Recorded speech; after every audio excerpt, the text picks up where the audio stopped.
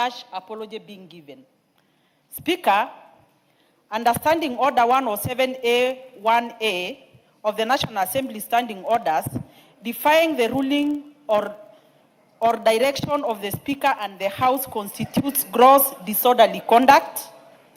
The members' presence within the premises of Parliament without any evidence of the apology is grossly disorderly and a mockery of the House. I therefore urge that the member be named for gross disorderly conduct. And Mr. Speaker, to protect this House, the sanctity and the integrity of this House, Speaker, this House, every member has got an opportunity to raise whatever, including a vote of no confidence to the Speaker himself here.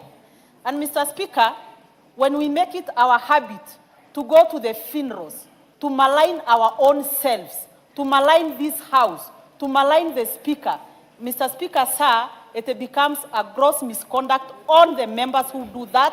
And I wish at this point something should be done to rein on such members who are actually going out of there. Well, they have every opportunity in this House to raise whatever grievances, to raise whatever they want to raise, to name and shame whoever they want to, including the Speaker.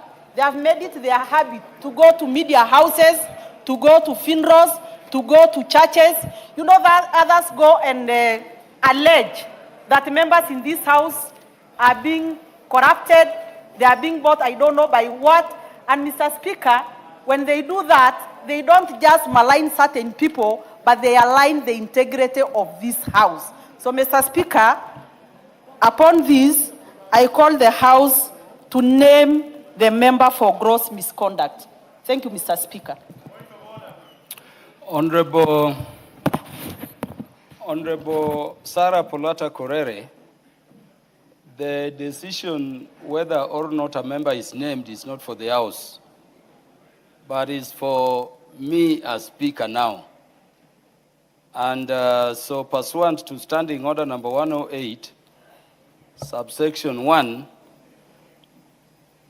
I name the Honorable Kibagendi for gross disorderly conduct. Is Honorable Kibagendi in the House? Yeah, I can see Honorable Kibagendi. I so name you. And if there is any member who would like to move under the standing order, I will grant the permission. Is there any member who wants to move under? Yes, the majority leader. Honorable Speaker, I beg to move that pursuant to the provisions of Standing Order 108.2, to move that notwithstanding the provision of Standing Order 110. The Honorable Karoli Omondi, can you do it the way we normally do? I'm not seeing you on the interventions. Please do. I'm seeing your card on the requests for communication. Yeah, can you make your appropriate interventions, please? Yes, Honorable Karoli Omondi, now you've requested for an intervention. Please proceed. What is out of order?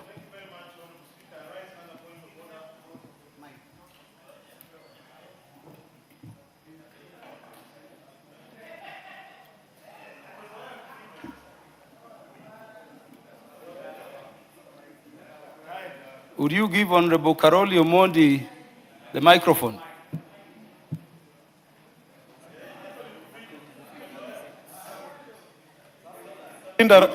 Honorable Speaker, I rise under Standing Order 89 to inquire whether it is in order for this House to debate a matter that is active and live in the courts of law, and which the courts have already pronounced themselves, and even to go further and ask whether we have the correct interpretations of Powers and Privileges Act, whether the powers of the Speaker extends out of this House on the utterances of members. These are fundamental and core constitutional questions that we must answer before we proceed.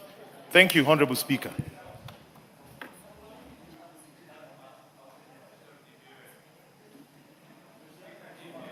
Yeah, the Speaker is not aware of that court matter you are speaking about.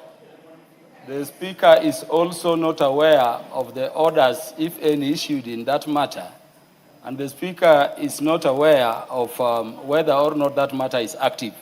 In any event, as per precedent and the rulings given even by the courts before, the courts have no jurisdiction to stop the House from transacting business. So we will proceed. Honorable Ichungwa. Honorable Speaker, stand informed, Honorable Speaker, and I want to move that pursuant to the provisions of Standing Order 1082, I beg to move that also notwithstanding the provisions of Standing Order 110, the Honorable Kibagendi be suspended from the House, the service of the House, for a period of 14 days. Honorable Speaker, I move this motion in the best interest of the dignity of each and every member of this House. Because as Honorable Sarah Correa has said, it has become customary for some of us to appear in media stations, funerals, and elsewhere, make very disparaging remarks against either fellow members or against the House. But what I, Honorable Speaker, and I am on record in this House, since I joined this House 13 years ago, to be a stickler of our rules and procedures. Because we must protect, and we must be the first people to protect the dignity of this House. When you disparage a whole institution because of cheap politics, Honorable Speaker, it's not fair for high-ranking members like the Honorable Karoli Omondi and others. You know, Karoli Omondi is a very good lawyer. And he knows you would also not want to be associated with an undignified House.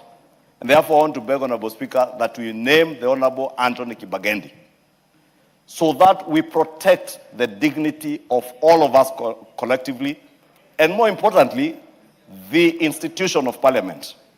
Honorable Speaker, I beg to move, and I want to request the Honorable Marianne Keitany to second. Honorable Speaker, as I stand to second, I think it is important that we all agree that the dignity of this House is far more important, and it is for all of us. There are 349 members seated inside here. It is not one member. And therefore, while we are carrying ourselves around, we need to consider the dignity and integrity of 349 members that sit inside this House that represent a whole population that are out there. I stand to second. Thank you.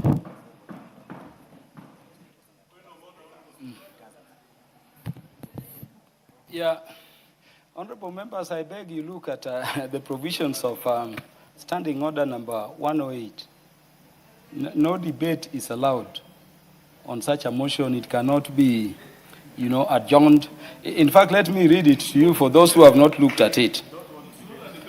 That if the breach has been committed by such a member in the House, a motion shall be made by any other member present, that such member, whose name shall be provided, be suspended from the service of the House. And the Speaker shall forthwith put the question thereon, no amendment, no adjournment, no debate being allowed. That is the provision of your standing orders. And so, let me put the question. Honorable Cliff Gisario, it is also disorderly conduct to raise unnecessary points of order, and more so when the Speaker is on his feet. Yes. So, honorable members, it is for you to decide. And this has nothing to remove, or with the removal of Honorable Anthony Kibagendi from his seat as MP for the good people of Kenya he represents. It is strictly a matter of, privilege, and a matter falling under the provisions of Standing Order number 108. Now, honorable members, I put the question that the Honorable Anthony Kibagendi be suspended from the service of the House for a period of 14 days from today. Will as many as are of that opinion say aye? Aye. Will as many as are of the contrary opinion say nay? Nay. The ayes have it. Yes, sir. Honorable Kibagendi? You have been suspended from the service of the House for 14 days, beginning the time the House made the decision. I know you will disobey, you will obey the order.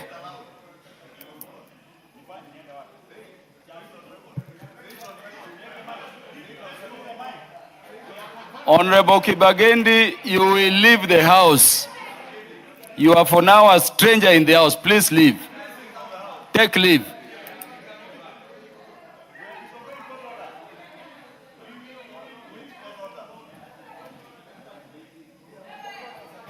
Next order.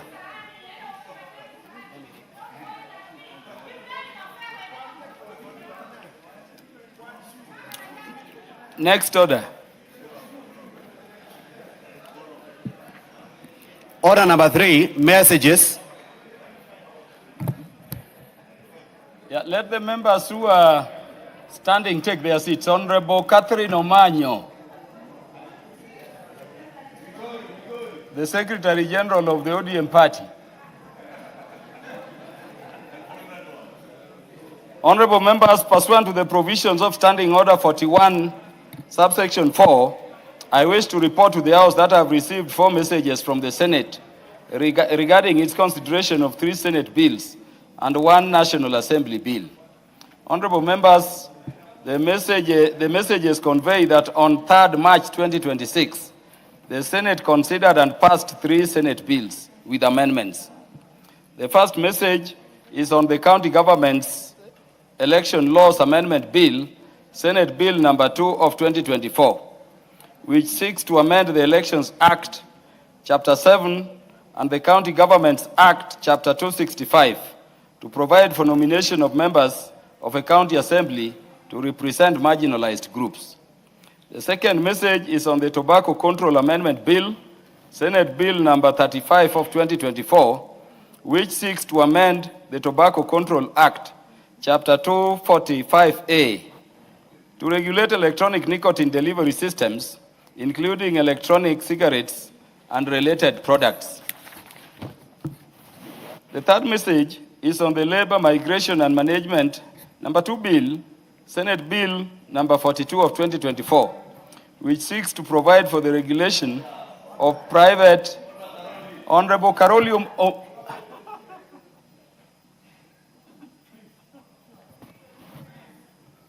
I will read that again. The third message is on the Labor, Migration and Management number 2 bill, Senate Bill number 42 of 2024, which seeks to provide for the regulation of private employment agencies and the recruitment of workers within and outside Kenya, including safeguarding the rights and welfare of job seekers and migrant workers. Honorable members, having passed the said bills, the Senate now seeks the concurrence of the National Assembly pursuant to the provisions of Article 110, Sub-Article 4 of the Constitution. Honorable members, you will note that the standing orders require the Speaker to cause a bill received from the Senate to be read a first time upon conveyance of its message to the House. In view of this, I direct the clerk to schedule the 3 Senate bills. Thereafter, the bills will stand committed to the following committees for consideration. Number 1, the County Government Election Laws Amendment Bill, Senate Bill number 2 of 2024, to the Departmental Committee on Justice and Legal Affairs. Number 2, the Tobacco Control Amendment Bill, Senate Bill number 35 of 2024, to the Departmental Committee on Health. And number 3, the Labor, Migration and Management number 2 Bill, Senate Bill number 42 of 2024, to the Departmental Committee on Labor. Honorable members, the message with respect to the Tobacco Control Amendment Bill, Senate Bill number 35 of 2024, further conveys the nomination of honorable members of this House to co-sponsor the bill to the National Assembly. The message conveys that the sponsor of the bill, Senator Catherine Muma MP, has designated the Honorable Millie Odhiambo Mabona, CBS MP, member for Suba North constituency, and the Honorable Samuel Atandi, CBS MP, member for Alego Usonga constituency, as the co-sponsors of the bill in the National Assembly. In this regard, the two members will marshal the consideration of the said bill in the National Assembly. Honorable members, the fourth message conveys that on 3rd March 2026, the Senate considered and passed the Public Finance Management Number 4 Bill, National Assembly Bill Number 45 of 2024, with amendments. The message further conveys that in passing the said bill, the Senate incorporated the provisions of the Public Finance Management Amendment Number 2 Bill, National Assembly Bill Number 26 of 2024, and the Public Finance Management Amendment Number 3 Bill, National Assembly Bill Number 44 of 2024. Honorable members, you may recall that this House passed the Public Finance Management Amendment Number 3 Bill 2024 and the Public Finance Management Amendment Number 4 Bill 2024 on 28th November 2024, and the Public Finance Management Amendment Number 2 Bill 2024 on 14th March 2025, respectively. Thereafter, I referred the three bills to the Senate for consideration pursuant to the provisions of Article 110, Sub-Article 4 of the Constitution. The Senate has now referred the bills back for reconsideration pursuant to Article 112, Sub-Article 1B of the Constitution. The National Assembly is therefore required to consider the Senate amendments to the Public Finance Amendment Number 4 Bill, National Assembly Bill Number 45 of 2024, as consolidated with the other two related bills. Honorable members, the decision by the Senate to consolidate the three bills was informed by an observation that the bills deal with related matters. In this regard, the leadership of both houses agreed to consolidate the three bills for purposes of legislative efficiency. Honorable members, I therefore refer the schedule of Senate amendments to the Public Finance Management Amendment Number 4 Bill, National Assembly Bill Number 45 of 2024, to the Departmental Committee on Finance and National Planning for consideration. Honorable members, to facilitate the consideration of the Senate amendments to the said bill, the clerk is directed to circulate the scheduled amendments to all members and the relevant committees as required by the standing orders. The committees to which the four bills have been referred are encouraged to prioritize their consideration and submit reports as soon as practicable to enable the House to proceed with the next steps. The House is accordingly guided. I thank you. Next order.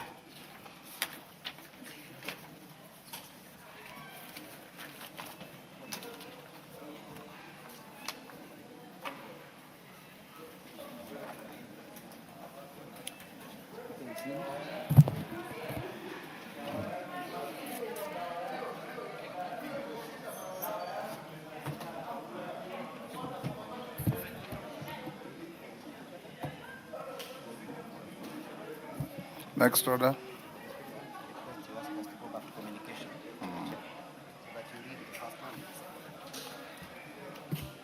Order, members, take your seats.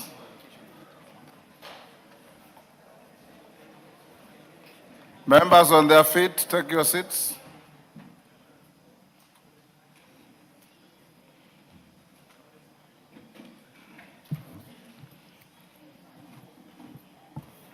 Honorable members, I've got two further communications to make.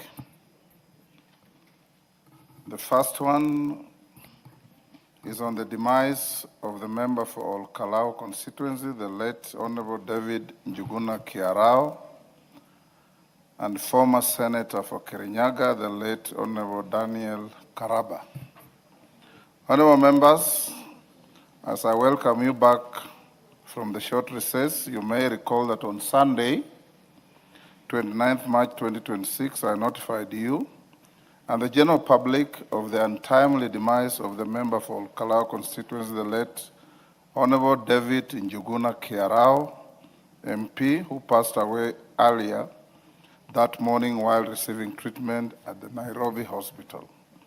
The demise of the Honorable Kiarao brought loss of a dedicated legislator, a distinguished professional, and a committed servant of the people of Nyandarua County and the nation at large.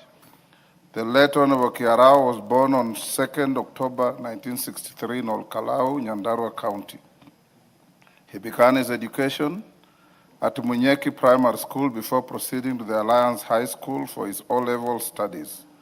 In 1982, he joined the Nairobi School for his A-levels, where he continued to excel academically. In 1985, he was admitted to the University of Nairobi for a bachelor's degree in architecture, after which he established a distinguished career in the field. The late member served as principal architect at Archgrid Systems, in which role he built a strong professional foundation in infrastructure development and the built environment, contributing to numerous projects that shaped both public and private spaces. Honorable members, the late Honorable David Kiarao joined elective politics in 2013 when he was elected as the member for all Kalau constituency. He was subsequently re-elected during the 2017 and 2022 general elections. Throughout his three-term tenure, he served with dedication as a member of the Departmental Committee on Transport and Infrastructure and the Procedure and House Rules Committee. As a member of the Departmental Committee on Transport and Infrastructure, he played a pivotal role in the processing of legislation aimed at safeguarding road reserves, as well as in the development of frameworks to facilitate the establishment of pedestrian walkways and infrastructure for non-motorized transport. Honorable members, over his years of service in Parliament, the late Honorable Kiarao has maintained a close connection with the people of Olkalau, serving them with dedication and passion. He was a steadfast advocate for the advancement of education, demonstrated by, among other things, the provision of school buses to various institutions and ensuring proper oversight, timely disbursement of bursaries to deserving students in Olkalau constituency. The late Honorable Kiarao demonstrated a strong commitment to community welfare through active engagement in key development initiatives, including the promotion of universal health care, enhancement of agricultural productivity, support for affordable housing, upgrading of roads, expansion of electricity and water connectivity, and spearheading infrastructure developments at the JM Kariuki Referral Hospital and Nyandarua University College. In his demise, the institution of Parliament, the people of Olkalau, and indeed the whole nation has lost a devoted legislator, a servant of the people, and a committed advocate of justice. Honorable members, in order to accord a befitting send-off to our departed colleague, and in line with the PSC bereavement policy, I have appointed an ad hoc committee of the Parliamentary Funeral Planning Committee to coordinate the funeral arrangements. The committee will comprise the following members of Parliament: Honorable Kwenya Thuku MP, Chairperson and Team Leader; Honorable Faith Gitau, CBS MP, Vice Chairperson; the Honorable Musa Sirma, EGH MP; the Honorable Gabriel Tongoyo, CBS MP; the Honorable Hai Kamiziki, CBS MP; the Honorable John Keraku, CBS MP; the Honorable Eve Obara, CBS MP; the Honorable Marian Kitanyi, MP; Senator Tabitha Karanja Keroche, MP; Senator Wahome Wamatinga, MP; and Senator Betty Montet, MP. In addition, a family representative will be opted onto the committee.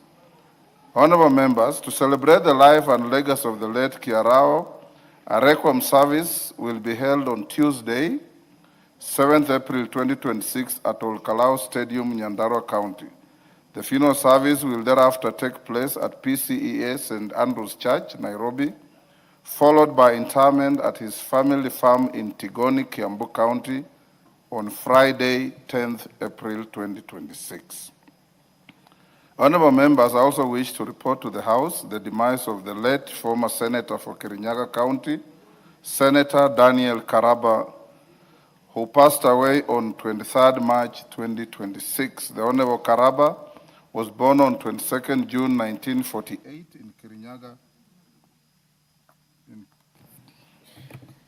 in Kirinyaga County. He had a distinguished career in the teaching profession, serving as a principal in several institutions and as the chairperson of the Kenya Secondary Schools Heads Association from 1984 to 1998. In 2002, the late Senator Karaba ventured into elective politics and got elected into the 9th Parliament as the member for the then Kerugoya Kutus constituency, currently Kirinyaga Central constituency. He served as the chairperson of the Departmental Committee on Education, Research and Technology, and spearheaded the development of education policies, including the Early Childhood Development Education, ECD policy. In 2013, the late Honorable Karaba successfully vied for and was elected as the first senator for Kirinyaga County in the 11th Parliament, a position in which he served until 2017, during which time he served as the chairperson of the Senate Standing Committee on Education. The late Senator Karaba retired from active politics in 2022, but remained a respected elder and source of counsel to many within his community and beyond. The late Senator Karaba will be laid to rest tomorrow, Wednesday, 1st April 2026, at his home in Kirinyaga. Honorable members, on another sad note, I wish to inform the House that I've received news on the passing on of Mama Dorothy Baya Mweri. Order. Order. Mama Dorothy Baya Mweri, the beloved mother of the deputy leader of the majority party and member for Kilifi North, the Honorable Owen Baya, CBS MP, on the evening of 30th March 2026. Her departure is a profound loss not only to her family, but also to all who are touched by her grace, wisdom, and unwavering commitment to community. In this moment of sorrow, we stand in solidarity with the deputy leader and the family, offering our support and prayers as they navigate this difficult time. May her memory be a lasting blessing, and may the family find strength, comfort, and peace in the legacy of love and dignity she leaves behind. Honorable members, on behalf of the House, the Parliamentary Service Commission, and indeed on my own behalf, I convey our heartfelt condolences to the families, relatives, and friends of our colleagues and Mama Dorothy Baya. In honor of the departed colleagues, the Honorable Njuguna Kiarao, MP, and Daniel Karaba, and Mama Dorothy Baya, I request that we be upstanding and observe a moment of silence.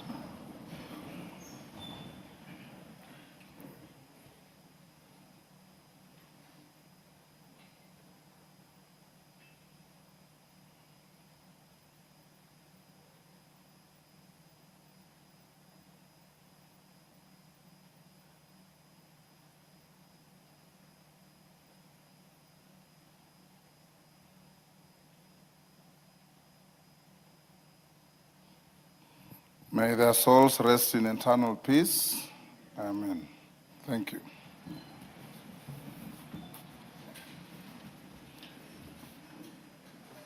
Honorable members, on the departure of Honorable Kiarao and Karaba and Mama Baya, after we dispose of the business at order number 8, I'll give members about 30 to 40 minutes to record your condolences and eulogize the departed colleagues.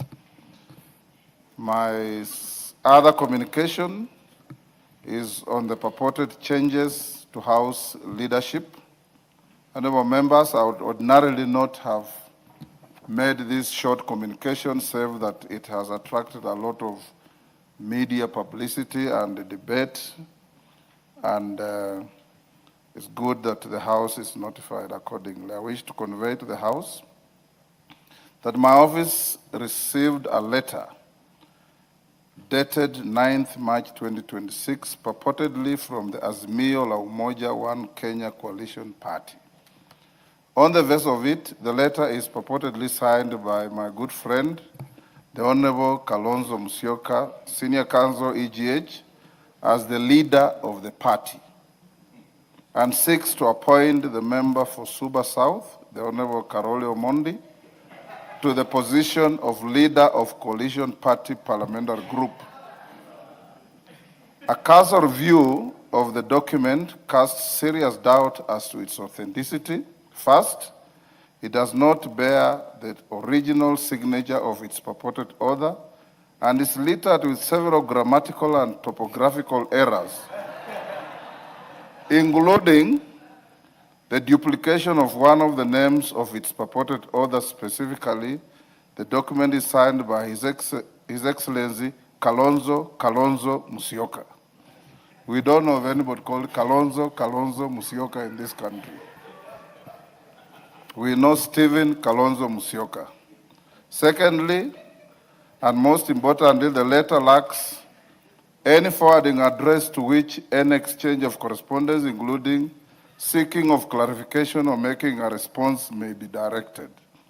In this regard, as your speaker, I highly doubt that the letter originated from an office of the stature of our retired Vice President, which is an office established in law and fully funded and capacitated under the auspices of the Retirement Benefits Deputy President and Designated State Officers Act Cap 197B.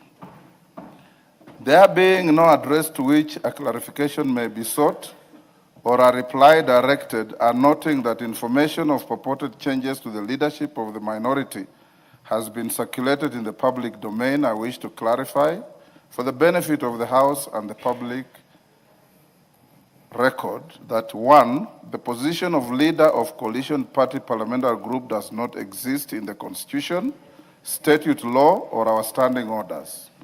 This therefore means that the letter has purportedly appointed the member for Suba South, a respected lawyer, to a position which is not recognizable in law. The Speaker and the House are unable to process any claim or request contained in the letter, as the same is made outside the provisions of the Constitution and the standing orders. The House is accordingly guided. Yes. Yes. Honorable Speaker, I raise on a point of order, Honorable Speaker. I know this matter is not is a communication not for debate, but maybe just because you have alluded to the fact that that letter purported to come from a Mr. Kalonzo does not have an addressee to return a reply to, but probably now that you have raised it, Honorable Speaker, may I also take this opportunity to advise the Wiper leader, the Honorable Kalonzo Musyoka, Stephen Kalonzo Musyoka, not this Kalonzo who has written this letter, but the Honorable Kalonzo Musyoka, our former Vice President, that it is in the best interest of the Wiper Democratic Movement Party that the leadership of the Azimio coalition remains as it is today.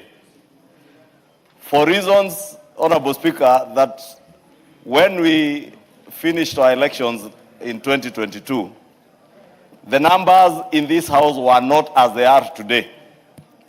UDA has just acquired an additional seats that we never held. The seat in Bere North, the seat in Honorable Turbi's seat in Isiolo.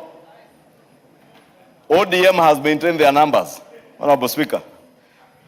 As chair of the selections committee, Honorable Speaker, I would beg to advise the Honorable Kalonzo Musyoka that it would not be in the best interest of his political party, the Wiper Democratic Movement, in terms of how members of Wiper sit in committees. And more importantly, Honorable Speaker, it will not be in the interest of the deputy leader of the minority, the Honorable Robert Mbui, to open that war of purported changes. And I would draw reference, Honorable Speaker, to your own case when you are the leader of minority in the Senate. And when other parties purported to have left, that time I think it was the NASA coalition. ODM, which then was said to be the biggest party, south of the Sahara, north of the Limpopo, asserted that they were indeed the minority party in the House. Honorable Speaker, none other than yourself lost your position as the leader of minority in the Senate. Therefore, that's why, Honorable Speaker, I've taken liberty to also offer free and unsolicited advice to my friend, my brother, my co-chair in ADCO, the Honorable Kalonzo Musyoka. Please, do not listen to those who are misadvising you. Because I also saw him say something on Citizen TV the other day, and I said, oh, my brother Kalonzo, how I wish you knew the truth, that you will get very lost if you listen to those others who are advising you, and especially the hate mongers that are purport to be misadvising Kalonzo in the disunited opposition, Honorable Speaker. I beg to just say that, Honorable Speaker, in the interest of my brothers and colleagues who were elected on Wiper, because we have very many good friends, would hate to see, for instance, the input of the Honorable Makali Mulu in committees that he serves, like the Public and Debt Committee, the Honorable Mwashako, and many other good Wiper leaders, the Honorable Mboni, who is a very diligent member of the Finance and National Planning Committee. But they are bound to lose many of these slots. And I say that, Honorable Speaker, emphatically as the chair of the Selections Committee. It is not in the best interest of Wiper to even imagine that they can advance a war that they can never win, just like I can never win any election, Honorable Speaker. Thank you. Yes, Kainan. Thank you, Mr. Speaker. Mr. Speaker, I know my good friend, the Honorable Kimani Ichung'wah, has offered an unsolicited advice to the leadership and the membership of Wiper. But Mr. Speaker, politics is so dynamic. I am a member of Jubilee. You know the membership of this House. We must face the realities. And I don't know whether Honorable Kimani Ichung'wah, I want him just to listen to this as the chair of Kimani Ichung'wah, I want you to listen to this. begging that you listen to him. I do agree with you. Since 2022, so many things have changed. All of us here are practicing politicians. The leadership, we have offered unsolicited advice to the leadership of Wiper in general and the members of Wiper in this House.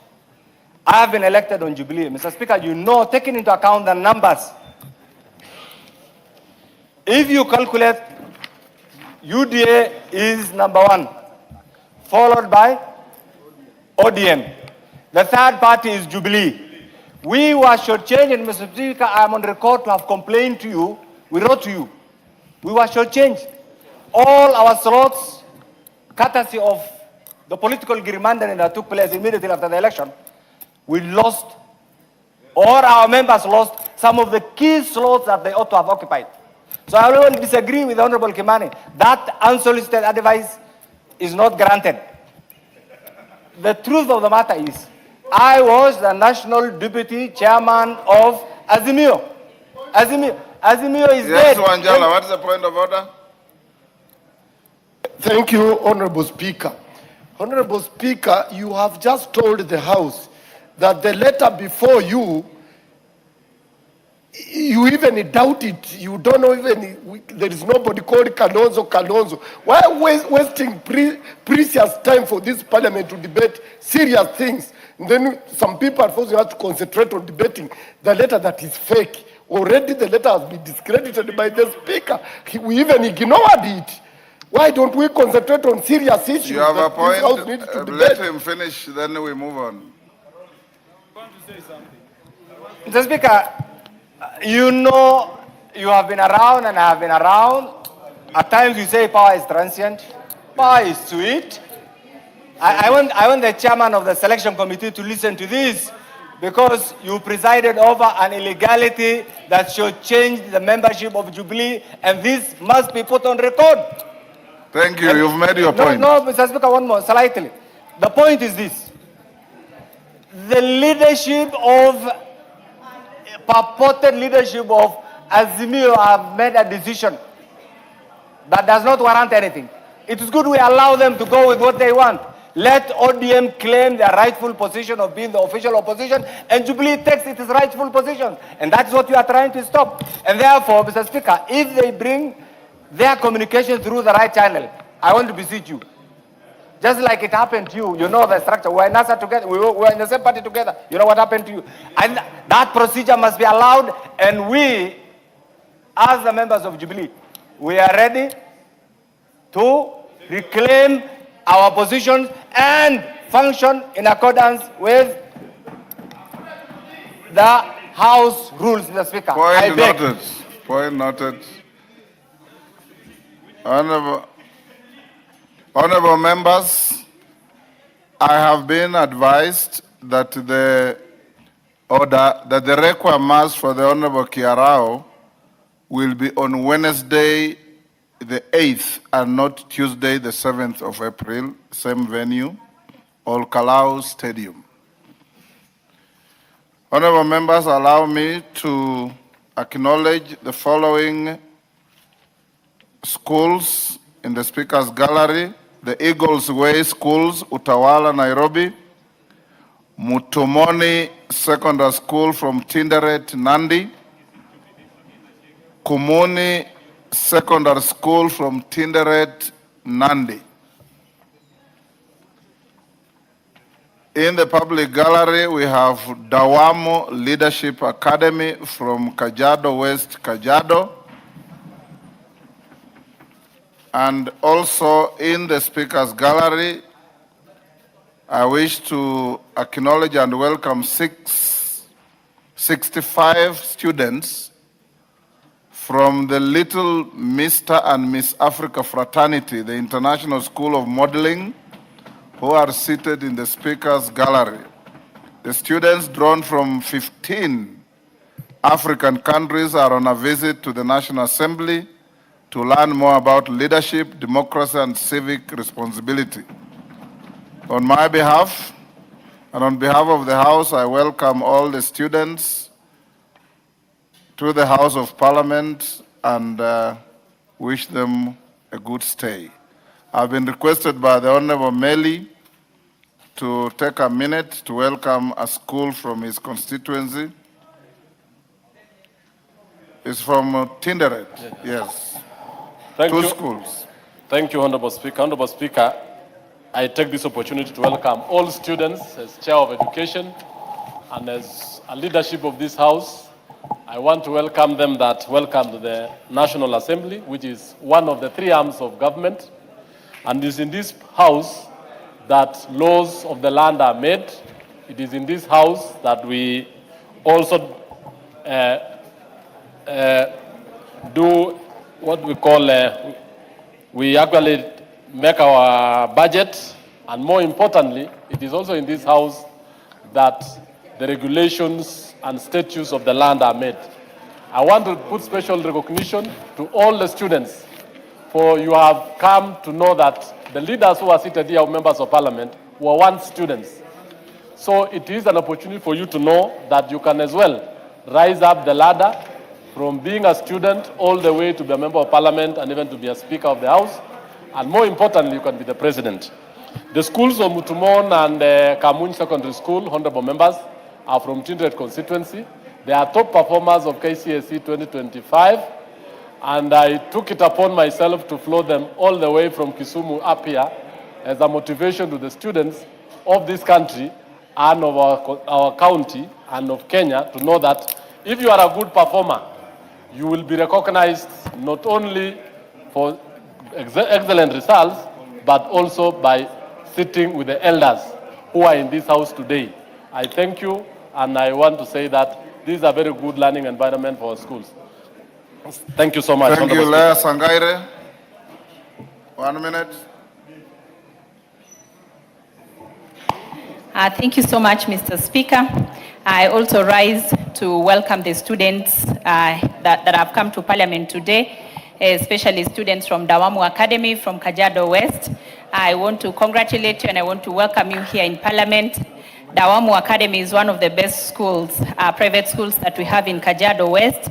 And I want to welcome you here in Parliament.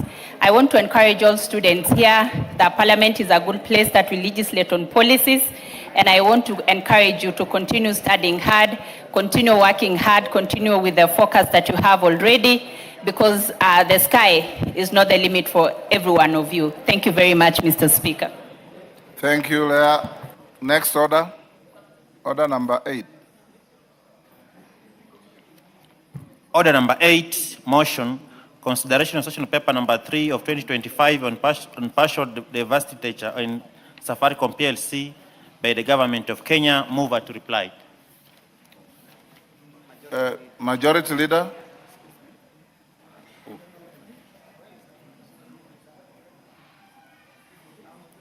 Where is... Honorable Speaker, the Honorable Kaluma has been designated by the chair to reply on this. Kaluma. As a member of the Finance and National Planning Committee. Peter Kaluma. Yeah, I thank you, Honorable Speaker. Honorable Speaker, let me start by thanking your office and the office of the clerk for the support the committee was accorded when it was undertaking public participation in this matter. Honorable Speaker, this is one matter which has gone through very detailed public participation for a whole 2 weeks, Honorable Speaker. Yes, Carolo Mondi. Thank you very much, Honorable Speaker. I rise under Standing Order 89 to inquire whether it is in order for this matter to proceed when we are aware that there is a pending court case, case number HCC-HRPET/E051 of 2026, where the court consolidated 3 petitions and noted that the petitions raised substantial questions of law and core constitutional questions, and the issues raised were weighty and transcendent, and ordered that in a balance of justice, it granted immediate conservatory orders stopping the process of divestiture of Safaricom. Is it in order for us to debate this matter while this matter, the court cases are still active? And if we do, could we get an undertaking from the government that it will not proceed with the divestiture process until the cases are heard and determined so as to save the substratum of the petition? Honorable Carole Omondi, you know, if you looked at those papers properly, Parliament is not a party to those proceedings. That's number one. Number two, the orders given, if they are authentic, are not directed at Parliament, neither do they affect Parliament. Number three, this House has constitutional responsibility to transact all business before it. Whoever wants to challenge can wait for the outcome and go to court. That is the Constitution and that is the law.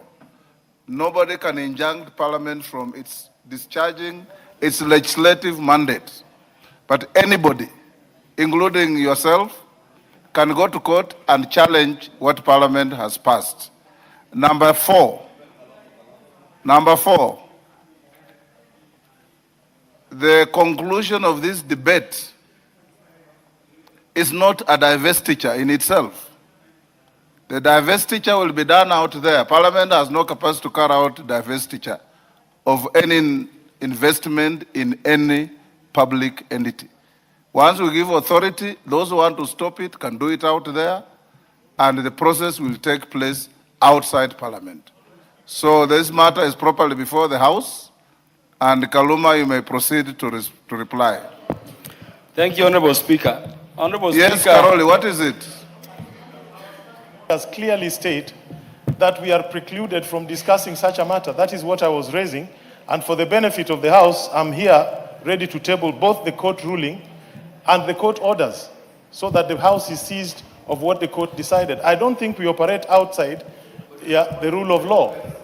Kaluma, because proceed. our own standing order says... I thank you, Honorable Speaker. Yes, I thank you, Honorable Speaker. Honorable Speaker, it is not for you to explain the law. Hold on. Yes, Ichungwa. Honorable Speaker, you know, Honorable Karoli Omondi, you did allude earlier that he's a lawyer of high repute. Actually, it's not an allusion. He is a lawyer. I heard it from you, Honorable Speaker, because there is nothing that he has ever done that exhibited that he has any legal background in his transactions in the House, Honorable Speaker. So I only heard it from you this afternoon because his reading of Standing Order 89 is very selective. And I would just invite him to read subs 89, 4, and 5, Honorable Speaker. But more importantly, Honorable Speaker, on the matter that he's raising, you have clearly said that the House was not party to this matter in court. Two, Honorable Speaker, the court had the choice to injunct the House if they had those powers. The court chose not to. Two, the Honorable Karoli Omondi, who is now claiming, and that is why I doubt whether he's actually a lawyer, because the Honorable Karoli Omondi actually participated in this debate. And is actually confirming he participated to oppose. Opposing is part of the participation of the debate. Therefore, Karoli Omondi should have raised that matter at the point when he was debating and even exclude himself from debate, Honorable Speaker. And I want to agree with you, the Honorable Kaluma should proceed and reply. You are not a lawyer. You are Kanonzo. I thank you, Honorable Speaker. Honorable Speaker, there was an intervention when I was thanking you for the adequate public participation. Oh, Karoli Omondi, if you want to contest that you are a lawyer, I know you are, and I employed you as a lawyer some time back. Excellent. Go on, thank Kaluma. you. Yeah, so, Honorable Speaker, on the matter of public participation, please, Honorable Karoli, allow me to contribute also. Yes. Go on. Honorable Speaker, on public participation, no matter has undergone public participation as this one. And I was thanking you for it, Honorable Speaker, because the records of the House will bear, Honorable Speaker, that for a whole 14 days, you facilitated the joint committees that were dealing with this matter, the committee in charge of national planning and the committee in charge of finance and privatization, Honorable Speaker, to sit outside of this House. And Honorable Speaker, we received as a committee written memoranda from over 100 stakeholders, all of whom came, or the majority of whom came, appeared before us, and we listened to as they gave their views. Honorable Speaker, when that was done, you allowed us to go throughout the country. And Honorable Speaker, a total of 30 counties were visited by members of the joint committees. And Honorable Speaker, I led the team, which moved from Mandera through Wajir. We then went to Western Kenya with the team which I led in Kakamega County, in Vihiga County, in Kisii County, and in Mutembei County. And Honorable Speaker, other teams forming membership of the Joint Committee also went across Kenya visiting other counties and taking the views of Kenyans. Honorable Speaker, let me go on record as confirming, as been stated before, that everywhere we went across Kenya, they are saying this transaction, the divestiture of 15% of the government, national government shareholding in Safaricom, which currently total 35, should go ahead, and go ahead as fast as possible. Honorable Speaker, what shocked me, and something which has been mentioned here, is how unequal our country is. Honorable Speaker, when we were in Mandera, it hit me that up to the time this administration led by President Ruto was coming in, there had never been a tarmac road built by the national government in Mandera County. And so they told us, with the current administration, even before this divestiture, Honorable Speaker, they are seeing tarmac road and they feel they are now Kenyans. Honorable Speaker, we proceeded to Wajir. And in Wajir County, Honorable Speaker, for the first time, a stadium that is as good as the one in Kitui is being built. I'm saying, Honorable Speaker, to agree with the members who spoke before, that Yes, indeed, Oundo, what is your point of order? Honorable Speaker, I'm just curious, and I want Honorable Kaluma, being a lawyer of eminence, to explain to me what are the requirements of citizenship of Kenya.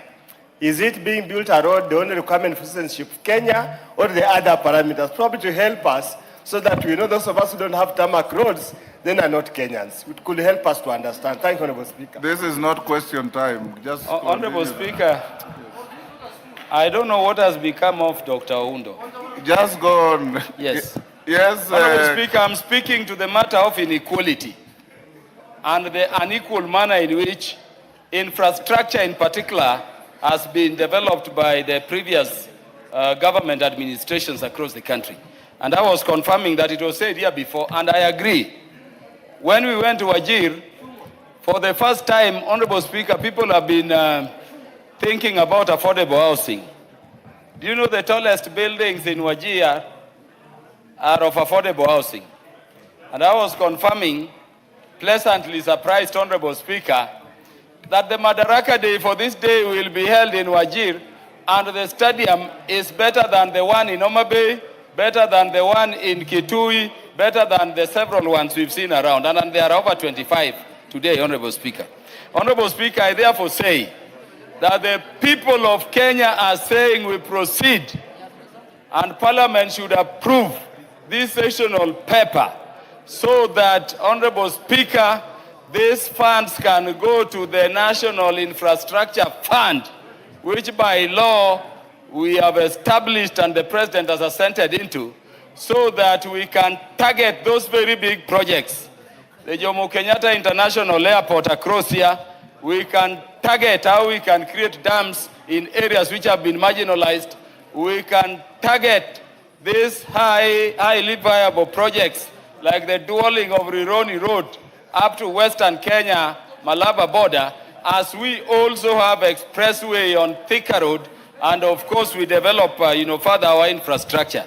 The only worry from the people, which was expressed here, Honorable Speaker, was whether this money will actually go into infrastructure.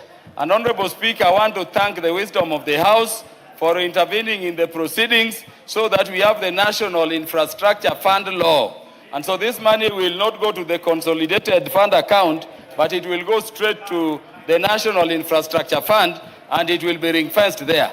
I thank all members who contributed, and Honorable Speaker, you extended time. I thank all Kenyans who gave their views, and I thank the House and the facilitation to date. Honorable Speaker, with those very many words, I beg to reply. I thank you. Members on their feet, take your seats. Order. Take your seat, Dick Maungu. Honorable members, I'll now put the question at order number 8, which is that this House adopts the joint report of the Departmental Committee on Finance and National Planning and the Public Debt and Privatization Committee. Order. On the consideration of sessional paper number 3 of 2025 on partial divestiture in Safaricom PLC by the Government of Kenya laid on the table of the House on Tuesday, 10th March 2026, and A, resolves that pursuant to the provisions of Section 87A of the Public Finance Management Act, Cap 412A, the House approves the sessional paper number 3 of 2025 on partial divestiture of Safaricom PLC by the Government of Kenya, and B, further resolves as follows. Effective date, that the effective date for the approval shall be 1st April 2026, or such later date when all regulatory approvals that form condition precedent in paragraph 4.1 of the share purchase agreement shall be obtained. Completion upon obtaining all regulatory approvals, that's Roman 2, that the Cabinet Secretary for the National Treasury shall, upon obtaining all regulatory approvals in line with the condition precedent in paragraph 4.1 of the share purchase agreement, undertake and complete the transaction through the block trade platform of the Nairobi Securities Exchange. upfront payment to be made in lieu of future dividends. That's number 3.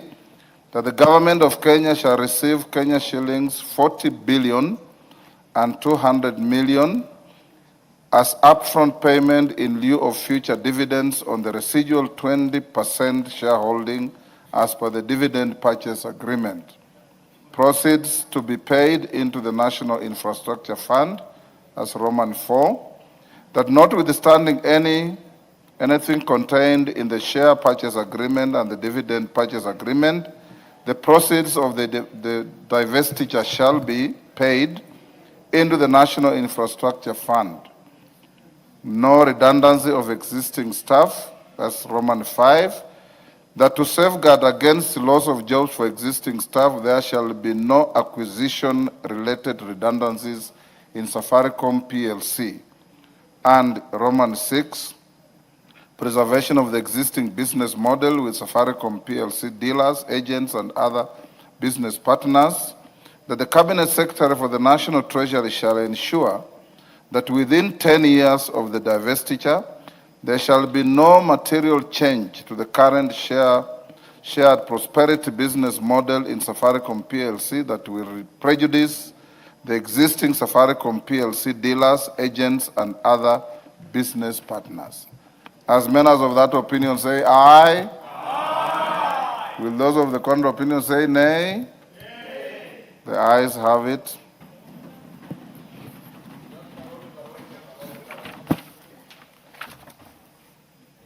We go back to statements. There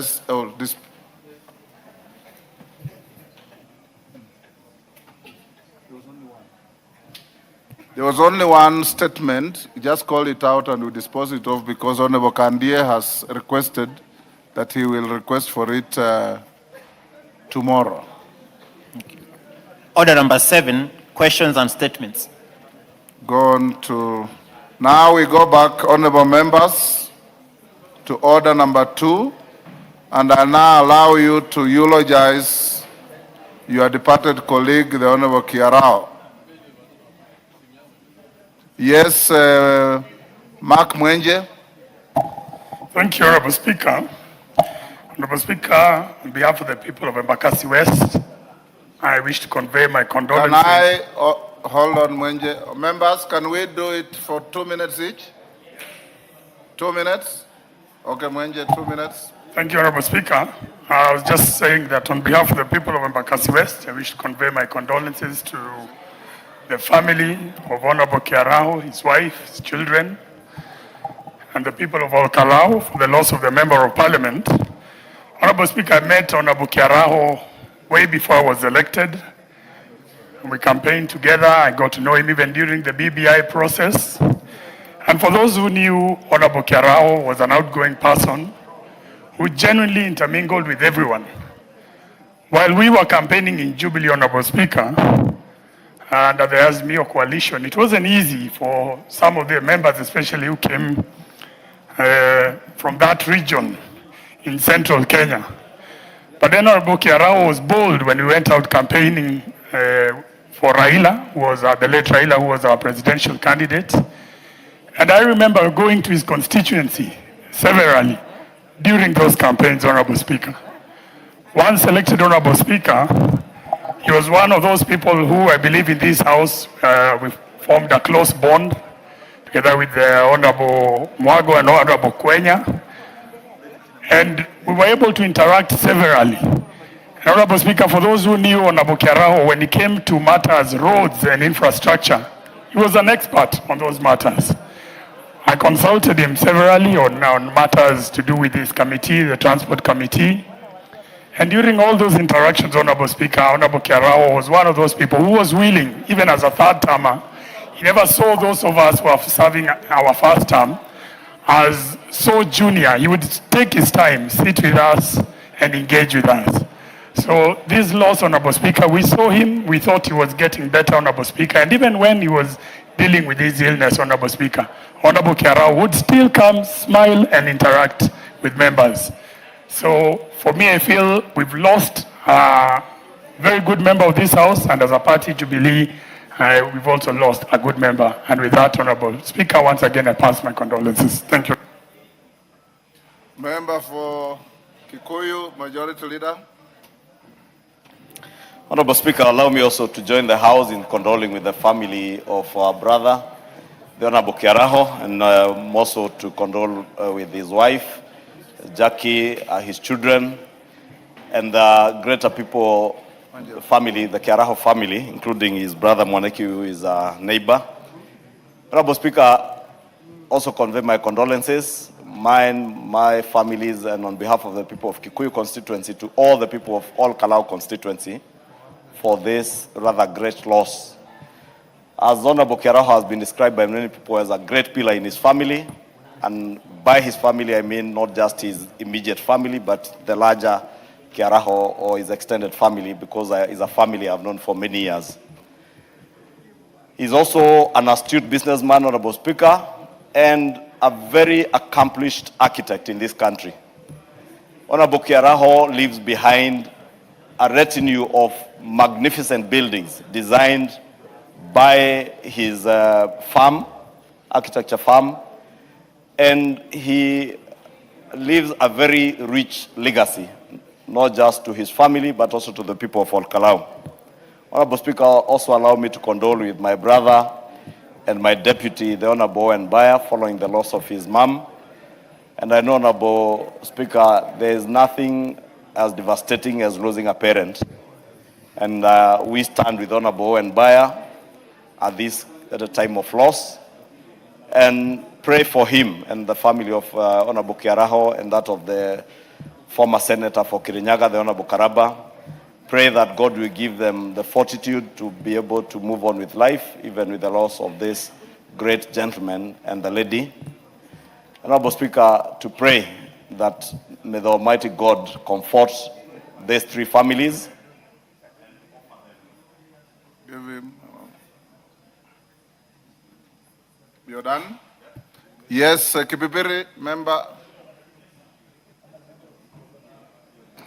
Thank you, Honorable Speaker. On my own behalf and on behalf of the people of Kipipiri, I send a message of condolence to the family of Honorable Njuguna Kiaraho, the great people of All Kalau. All Kalau is neighboring Kipipiri constituency. In fact, we share one ward with the same people in Kaibaga ward, and it is sad and a sad moment for the people of All Kalau. Honorable Speaker, I joined this House with Honorable Kiaraho back in 2013, and as a caucus of Nyandarua, where I served as the whip, we always met every month at Jacaranda Hotel for a cup of tea as we speak matters that concern Nyandarua. Honorable Speaker, in remembrance of Honorable Kiaraho, I want to ask the government of Kenya, and I wish the majority leader could be listening, that they complete the Geta Donyujero Road, which was lobbied by Honorable Kiaraho, myself, Honorable KK, a former member for Kinagop, back in 2013. May the government review its wish to complete this road in 2028 and complete it this year in remembrance of Honorable Kiaraho. May his soul rest in peace.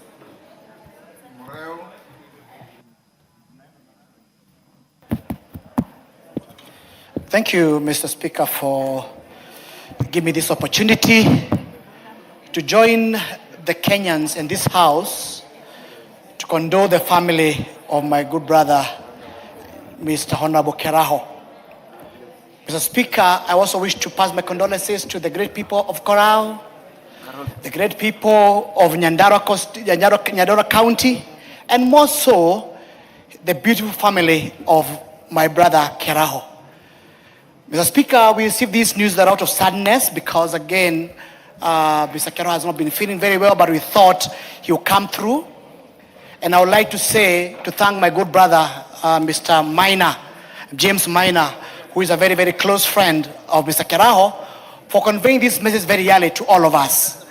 Mr. Speaker, I would say that we have lost a great man.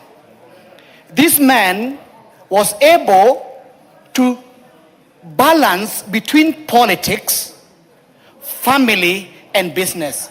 I've attended two weddings of his family, and here we are. He was a good businessman, he was a good politician, and I would say, Mr. Speaker, we have lost a great man. Being a third-term member of parliament, for sure I had no doubt he would have come back even on the fourth term. But God knows the way of this world.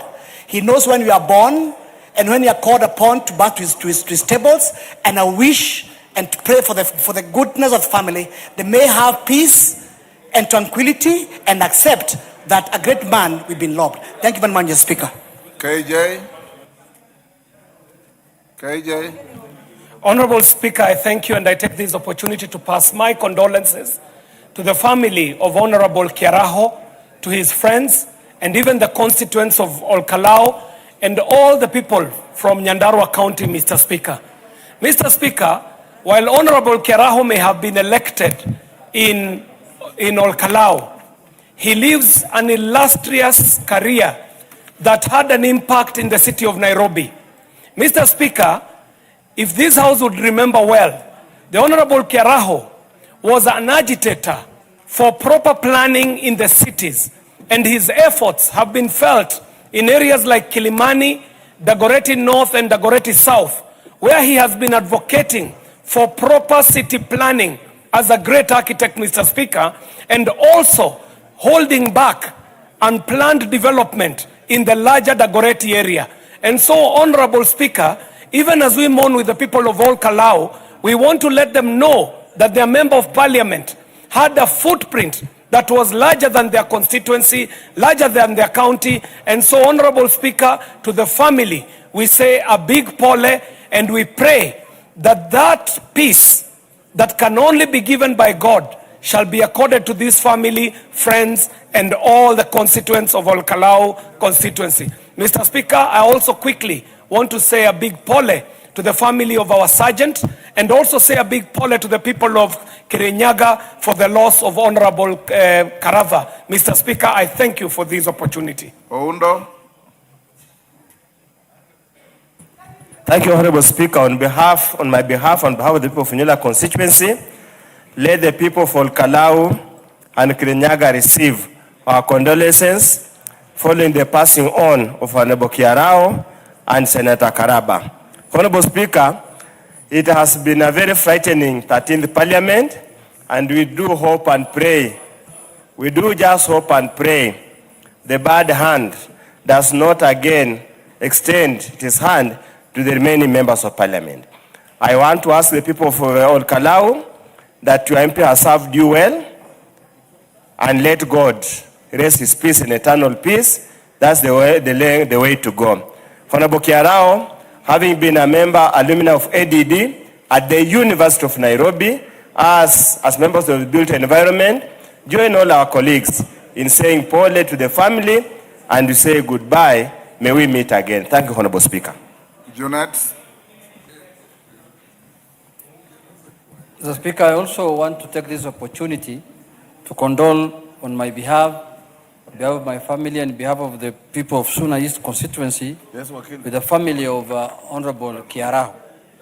Mr. Speaker, we joined with the Honorable Kiaraho this House in the year 2013. And Mr. Speaker, all said and done, Honorable Kiaraho was a good man, Mr. Speaker. I've worked with him. I know him very well, Mr. Speaker, and leadership was in his family. Mr. Speaker, he led his constituency very well, to the extent where in the last election, when there was the big wave of the UDA party in that part of the country, he managed to secure his seat under a different party, the Jubilee Party, by then, Mr. Speaker. Mr. Speaker, also his wife is a leader and the chair of our spouses association, Mr. Speaker. I have been told yesterday that. And that tells you that this is a family that, Mr. Speaker, was willing to serve the country. And as you know, nobody knows the time of his death, so his time has arrived. So, Mr. Speaker, I want to take this opportunity to say big pole to the people of Olkalau constituency and to his family, Mr. Speaker. And I wish them well. I pray that God stands with them at this difficult moment, Mr. Speaker. But I can confirm on the floor of this House that, Mr. Speaker, we lost a great leader, a leader who was soft-spoken, a leader who was dedicated to his work, and a leader who always thought of his constituents, Mr. Speaker. And as an architect, his contribution cannot be understated. In this city, Mr. Speaker, he has done a lot for this country, but may God rest his soul in eternal peace. Thank you, Mr. Speaker.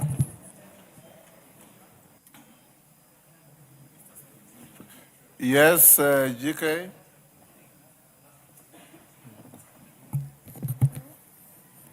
Thank you, Honorable Speaker. I rise, Honorable Speaker, with a heavy heart to mourn a colleague and a member of the Transport and Infrastructure Committee, Honorable David Njuguna Kiraho. Honorable Kiraho, Honorable Speaker, was not just a lawmaker here, but he was a very committed member of Parliament, a very committed member, a very committed leader, Kalau constituency, and a man who was very respectful of his colleagues.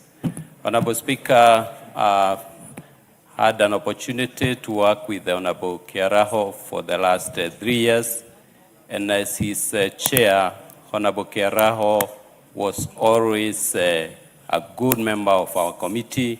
He attended all committee meetings faithfully, and anytime he would have a reason to not show up, Honorable Kiraho would mention to the chair that he had a reason to not show up. Honorable Speaker, I do remember Honorable Kiraho as a man whose pet topic was the preservation of road reserves in our city estates. It's a topic he used to prosecute with a lot of eloquence and passion. Honorable Kiraho was against the grabbing of public species, and we will really miss him. Honorable Speaker, Mr. Karaba, the late Senator for Kirinyaga, was my principal in Kirinyaga High School, and he was indeed a good man. I had an opportunity last Sunday.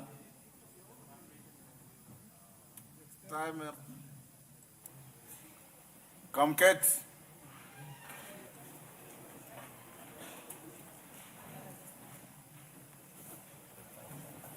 Thank you, Mr. Speaker, for the opportunity. Mr. Speaker, may I request, Mr. Speaker, that I use this opportunity also to eulogize my son. Go ahead. So that with the 2 minutes may not be enough. I just have a small statement. Thank you, sir. Mr. Speaker, I take this moment to say Paul to the family of Honorable Kiraho, Honorable Karaba, and the mother to the Deputy Leader of Majority. Mr. Speaker, secondly, Mr. Speaker, allow me, Mr. Speaker, to take this opportunity to mourn my son, Bill Ballot Kasai Jr., on the floor of this August House. The past few days have been difficult for me and my family. Mr. Speaker, sir, Tuesday, 17th of March 2026, will remain permanently etched in my mind, as it's a day that I will never forget. I lost my son, Bill Ballot, on this date. Prior to this, Bill had been taken to Gertrude Hospital located at Timol on Langata Road on Friday, 13th March 2026 for a checkup after complaining he was unwell, and the hospital put him on antibiotics without conducting comprehensive tests to determine the cause of illness. He returned home on 16th of March, and he was returned to the same hospital following further complaints of a congested chest and high fever. Upon examination, the doctors directed that he be transferred to their main hospital for immediate admission. He was transferred using the hospital's ambulance. Gertrude Mudaiga took in the young man. He was supposed to be admitted to high dependency unit immediately, but he was not. He was subjected to a lengthy and utterly useless processes whose only impact was to subject the patient to intense and unnecessary pain as though he had not arrived in a top-rated hospital. He suffered excruciating pain in the process and at some point remarked, "Will I make it, Dad?" Well, Mr. Speaker, he did not make it. He left us at around 9 after suffering an agonizing 14-hour period while the hospital doctors and their nurses abandoned any pretense at caring for him. He was administered some antibiotics and painkillers in the process, yet it was clear that he ought to have been tested and admitted to high dependency unit. His situation deteriorated every single minute, and it was apparent to all of us except the Gertrude's Hospital. Our requests for intervention from the hospital were met with either silence or half-hearted promises that the doctor will soon check on him. In the meantime, Mr. Speaker, the patient was stuck there, nothing much happening to him in the form of treatment. He was slipping away. Gertrude denied my son the dignity he deserved. Gertrude acted in the most callous, cold-hearted, and uncaring manner in the way they treated him. Gertrude's Hospital deprived Bill, my son, the courtesy of professional service. He died, Mr. Speaker, in their hands. We buried him on the 23rd of March at our home in Kositei, Tiati constituency, Baringo County. Mr. Speaker, I have contemplated taking legal action against this hospital in court and before the regulator, the Kenya Medical Practitioners and Dentists Council. I have reflected and organized over this cause, and we have taken the decision not to do so. We prefer to remain with the fond memories we have of Bill than have it placed with a series of court papers, summons, statements, plaints, and all. Mr. Speaker,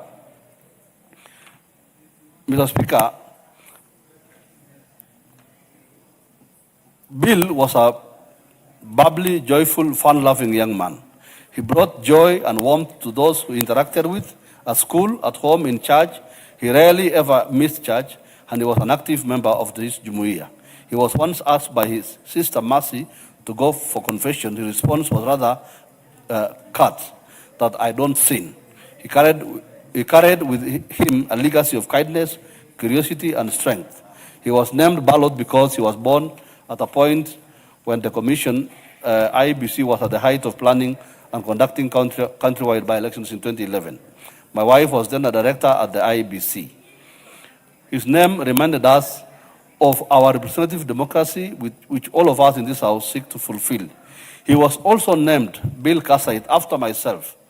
I have effectively lost a part of me, Mr. Speaker.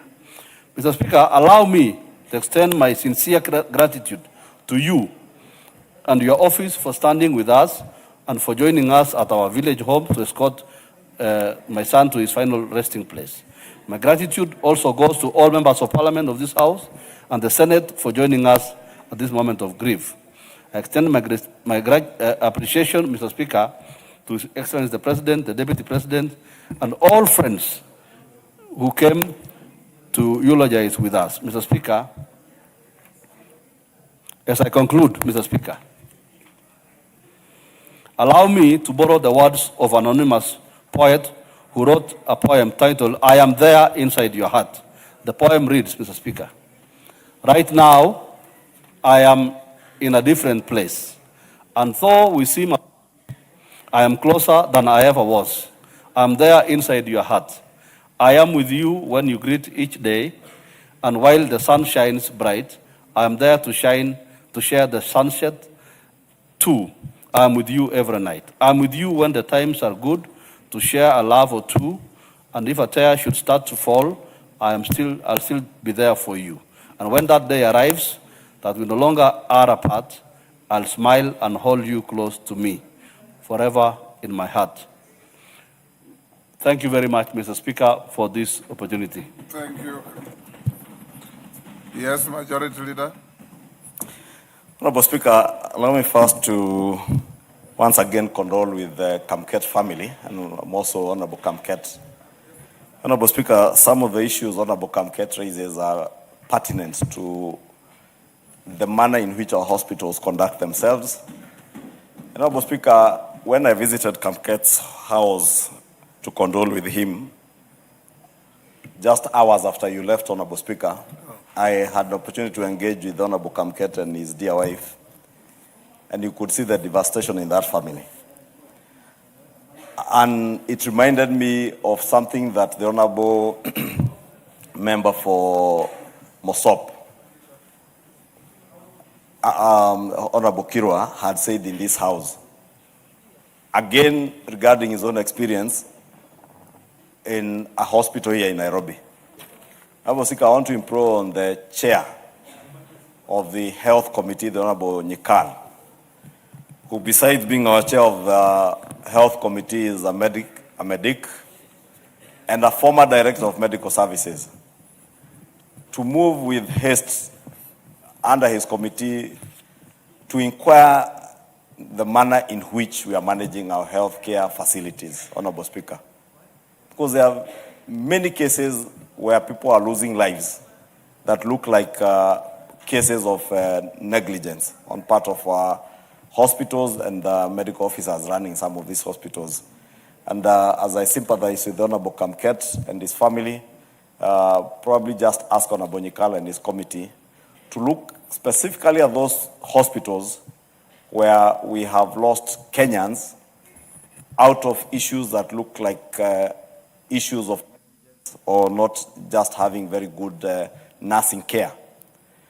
And I don't want to name facilities, Honorable Speaker, but they are known. And Honorable Nyikal, I'm sure, knows the facility the Honorable Kamket's son Ballot was in, the hospital that the Honorable Kirwa spoke about, and also the efficacy, Honorable Speaker, of the drugs, because Honorable Kirwa spoke about the efficacy of drugs that are being imported into this country. Because today is Honorable Kamket, yesterday it was Honorable Kirwa, tomorrow it will be me or you, Honorable Speaker, or any one of us here. And therefore we must ensure that our committee works to ensure that the drugs being imported into this country have the efficacy that they require, and to ensure the Pharmacy and Poisons Board is doing its work, and also ensure that all licensed facilities, Honorable Speaker, are taking care of patients. And I know there is a quality healthcare bill that is coming before the House, hopefully in the course of this week, Honorable Speaker, or next week, that Honorable Nyikal is working on. But even before the passage of that bill, if there's anything that the committee can do to assure Kenyans that whether, because many Kenyans at times prefer to go to these private health facilities expecting that you get better care. But it's sad, Honorable Speaker, that it is in these private facilities that we are seeing possible cases of negligence and also administration of drugs that don't have the efficacy that drugs should have in treatment of patients. Honorable Speaker, I just wanted to say that, and once again condole with the family of Honorable Kamket. I know how painful it is to lose not just a loved one, but a son and a child. I know all of us as parents, Honorable Speaker, we can identify the Honorable Kamket and we sympathize with him and ask the Almighty God to give him strength together to continue with life. Thank you. Honorable members, Maungu. Before Maungu you speak, allow me to acknowledge in the public gallery Tengecha girls from Bureti, Kericho, Chebwagan Boys High School from Bureti, Kericho, Thome Primary School from Mwea, Kirinyaga, Kithasiu Primary School from Kibwezi East, Makwiny. On my behalf and on behalf of the House, we welcome the students, their teachers, and those accompanying them to the House of Parliament. Thank you. Yes, hold Maungu. Mr. Speaker, with your indulgence, this issue that has been raised by Honorable Kamket. Mr. Speaker, there is a big problem in our country. Mr. Speaker, the health program or the health facilities have been expanded. And a lot of Kenyans, I'm happy, now are enrolled in the scheme of SHA and insurances. But Mr. Speaker, the issue of quality is also very important. Mr. Speaker, there are many, many Kenyans who have been diagnosed with a disease here and who have been given, treatment has been started on them, who have traveled out of the country to seek for alternative views or to seek for further treatment, Mr. Speaker, who have been told that you have been misdiagnosed, Mr. Speaker. I have 2 cases myself, Mr. Speaker, of people who have gone to India, and when they did a further checkup and a further treatment plan, they were told you have been misdiagnosed. You are being treated for the wrong disease. You don't have this disease. Mr. Speaker, unless we deal with this issue of quality, Mr. Speaker, you know, sometimes these hospitals and the medical fraternity, sometimes they behave like they're not dealing with human beings. They're like they're dealing with maybe with a tractor or a vehicle or something, or a wheelbarrow, Mr. Speaker. This is a human being, Mr. Speaker.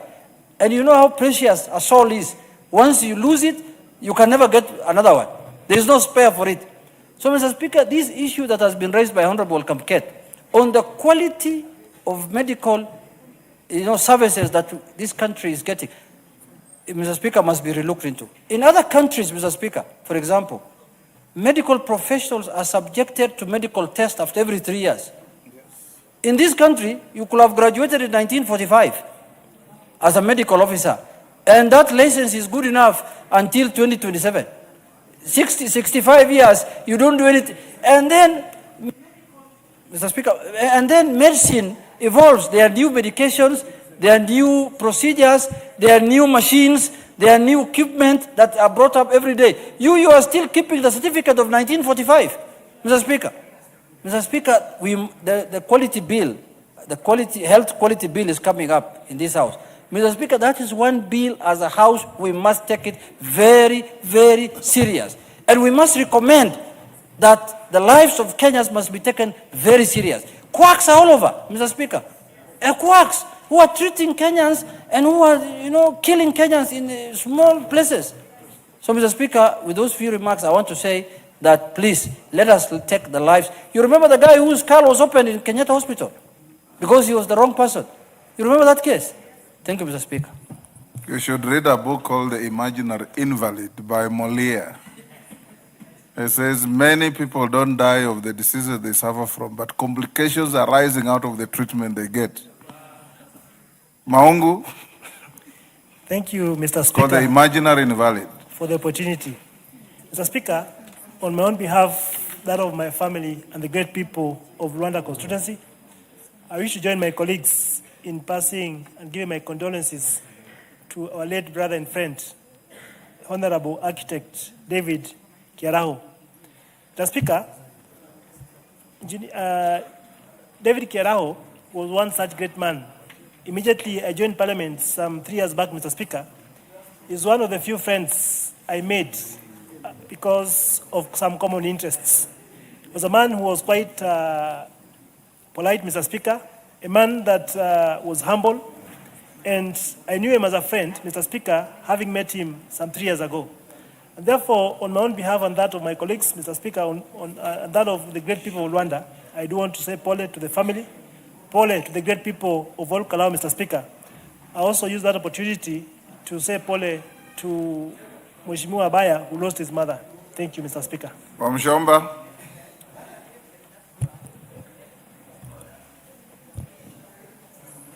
Thank you, Mr. Speaker. Allow me to join my colleagues in sending my sincere condolences on behalf of the people of Githunguri, on behalf of my family and myself, for the great loss of the great Member of Parliament for all Kalau. Mr. Speaker, last Parliament we had a fellowship that was happening in the House, around the House, of spouses of Members of Parliament. And Mr. Kiaraho, the Honorable Kiaraho, was gracious enough to allow his wife to be the chairperson of the spouses' wives in that fellowship. And she led us and gave us wisdom and direction on a few matters that regards spouses that share houses with their other spouses who are politicians. Mr. Speaker, the guidance and the leadership that the Honorable Kiaraho gave or provided to his wife, who was our chair, was a very clear indication that the Honorable Kiaraho was a family man, was a very sensitive leader, and was accommodative. And to my surprise, Mr. Speaker, I didn't know that the Honorable Kiaraho is an old boy of Alliance Boys High School. You know, we have a culture of those who went to Alliance High School don't allow us to speak in this house. Of a headache. They give us a lot of headache, led by Majority Leader Kimani Ichung'wah. But I was surprised that Kiaraho was an old boy of Alliance, and he didn't shout a lot. He didn't shout much. But we are happy that the Majority Leader Kimani Ichung'wah, being a former disciplinary prefect in the school, has been doing what he was supposed to be doing even when he was a student. So that we appreciate. So, Mr. Speaker, the issue of the Honorable Kamket. Give her 1 minute. A minute. Mr. Speaker, if you could give me a minute to just... I've given you. Thank you, sir. To just amplify what Honorable Kamket has said in this house. There are so many mothers like myself who have found themselves in a situation where Mrs. Kamket was. Where you walk in with a baby in a hospital, you are given the wrong diagnosis, you are taken from one room to the other without any solution, and finally we experience what Honorable Kamket and family have gone through. Mr. Speaker, I can't wait for the day the bill on quality health care will land in this house. And we can assure you, Mr. Speaker, this thing must come to an end. We must make sure that we ascertain the quality of care that we are providing to our patients under the hands of healthcare providers. I don't know where that bill is, at what stage, but I can't wait to see it here. I will make sure that I air my views and condemn the irregularities and procedural procedures that have been going through in the corridors of our hospital at the expense of money making and commercialization of healthcare. Mr. Speaker, allow me to send my sincere condolences to all affected this afternoon. Thank you. Thank you. Farah Malim. We are Mr. Speaker, coming to an end. I also want to join, I wish to join my colleagues in also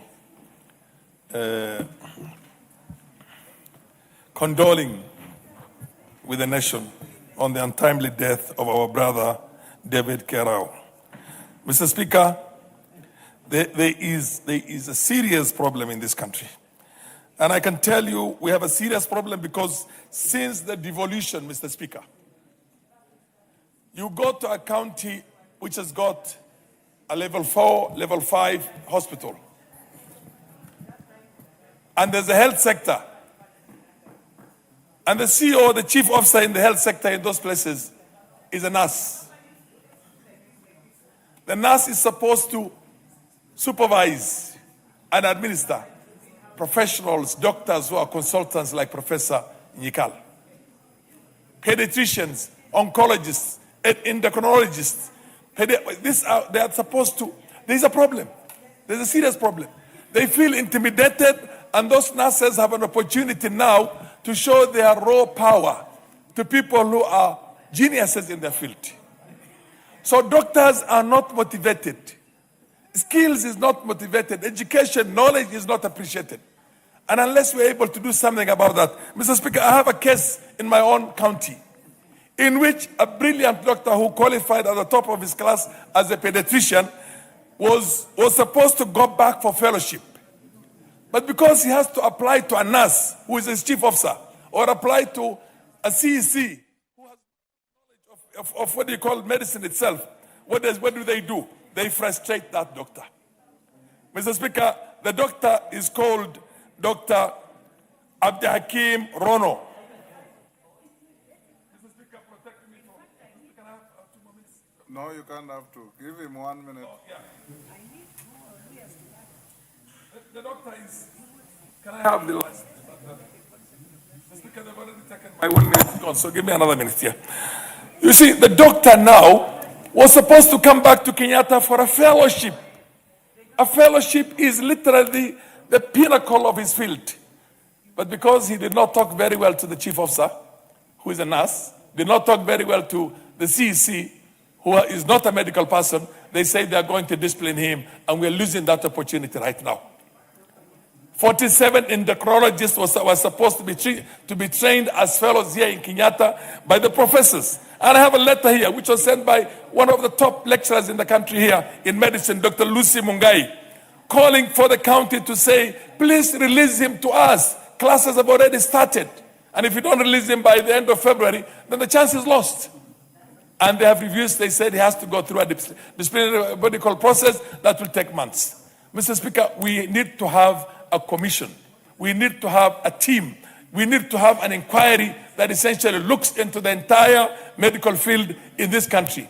The devolution has destroyed that sector, completely destroyed that sector. And doctors have problems. So you will find a governor will appoint his relative, and make that relative a CEO, a CEC, who is probably a diploma holder in nursing, and she's supposed to supervise PhD holders in that field. Supposed to supervise people like Dr. Nyikal. I come from a medical family myself, Dr. Speaker. My son is an ENT surgeon. My daughter is specializing in pediatrics. My wife is a doctor, PhD pediatrics. There is a problem. There is a lot of frustration on the parts of those enlightened medical, staff that we have in this country here. Because it is bad the way things are being run now. And unless it's going to be run very well, we will always have medical mismanagement all over. You actually look at medical mismanagement in Nairobi. You imagine what are the medical mismanagement in Garissa. Your time is up. Komingoi. We need you to take this on and try and save this country. Thank you. And I want you to take this responsibility now and tell us you will save the medical sector of this country, Mr. Speaker. We have a problem. We have a serious problem. Point made, will take it up. Dr. Nyikal is hearing us. Thank you. I think, Honorable Speaker, you will give the chair. Honorable members, since I see a few other interests, I'll give you a minute each so that we move to other business. Thank you, Honorable. Take 1 minute. Yeah, thank you, Honorable Speaker, for the opportunity to eulogize David Kiarao, an architect and a very dedicated member of the Transport Committee whom we served together in this House. I want to say, Honorable Speaker, that Kiarao was a beautiful soul, an intellectual in his work, and a man who committed himself to so many things, especially the built environment in this country and Nairobi. As Honorable Wamushomba may have stated that Honorable Kiarao went to Alliance and he never shouted about it, it's probably, Honorable Speaker, he finished his A-levels in the Nairobi school, which may have served to tamper his ego among the Busharians, as we call them, and understood the nature and the demeanor of the great Nairobi school students and the great Nairobi school that we all served in.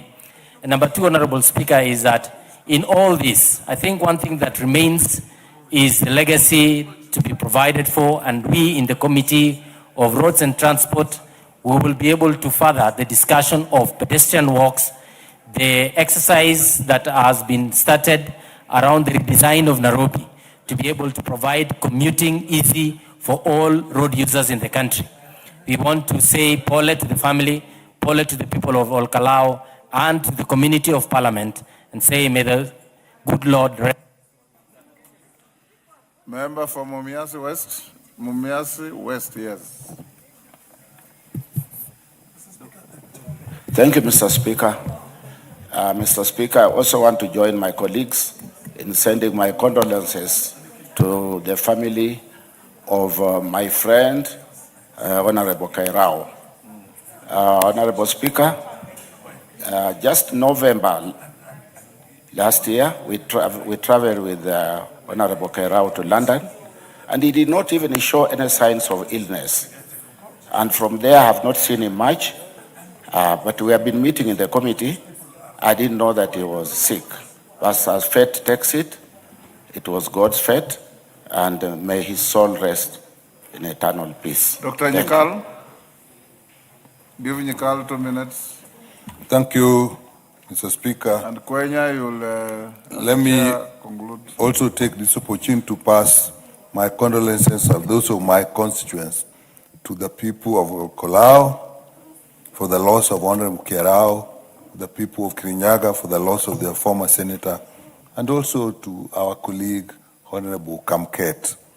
Mr. Speaker, the basic and Owen Bayer for the Honorable Owen Bayer for the loss of his mother. Mr. Speaker, the basic issue that coming here is how, as a country, we actually listen to professionals. And I'll take from Honorable Kerao. I'm actually, and I discussed with him, he was very particular about adhering to professional standards in the built environment. And he actually realized what many of us probably don't know, that the problem of Nairobi of floods that we see were actually noticed in 1906, and the professional was not listened to up to date, including by the famous Churchill when he was secretary for the colonial secretary. But what then comes out, Honorable Speaker, is the professionals sometimes probably miss out. But what is more important is for them to actually have opportunity to express and also to be listened to. Many times, professionals don't fight out. If they find that systems are done such a way that they don't fight, they let it go. But to that extent, I take it that as a parliament, actually, we have tried, and there's a bill of quality of care that our committee has gone through. That bill is actually coming to the House very soon, and it is on safety and quality of care. But what I'll also say, Mr. Speaker, I've also noticed don't just deal with quality of care, also deal with the issue, I think Farah or somebody raised, or Junet, continuous training and improvement of skills. Mr. Speaker, That's what adds to Mr. Speaker, all doctors are actually licensed every year, and actually what you have to attain in terms of continuing education every year that they do. Because there are some clinics you go to, Dr. Nyika. So, just hold. You find some elderly medic, the only thing that shows is a doctor is the stethoscope. Yes. And nothing else. There's no book, there's no reference material around him, there's no nothing, just giving imaginary prescriptions.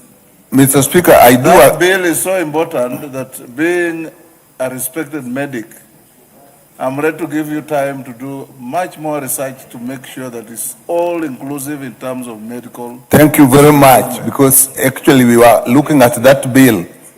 We were looking at that bill actually last week, and that bill is going to come here.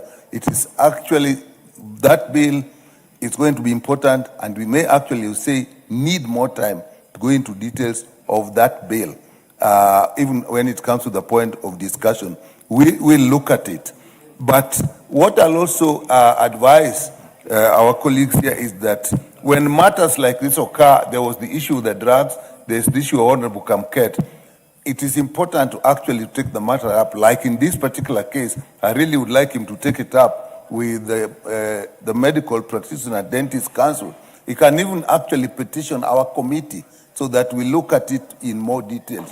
So when these matters come here and we raise them and leave it there, unless somebody takes it up, we look at these regulatory authorities, Pharmacy and Poisons Board, we look at the Medical Dentist Council, and then we can actually take the matter up. So I agree, there's a lot we need to look at in the health sector. But Honorable Farah also alluded to some issue that even if we look at the working conditions,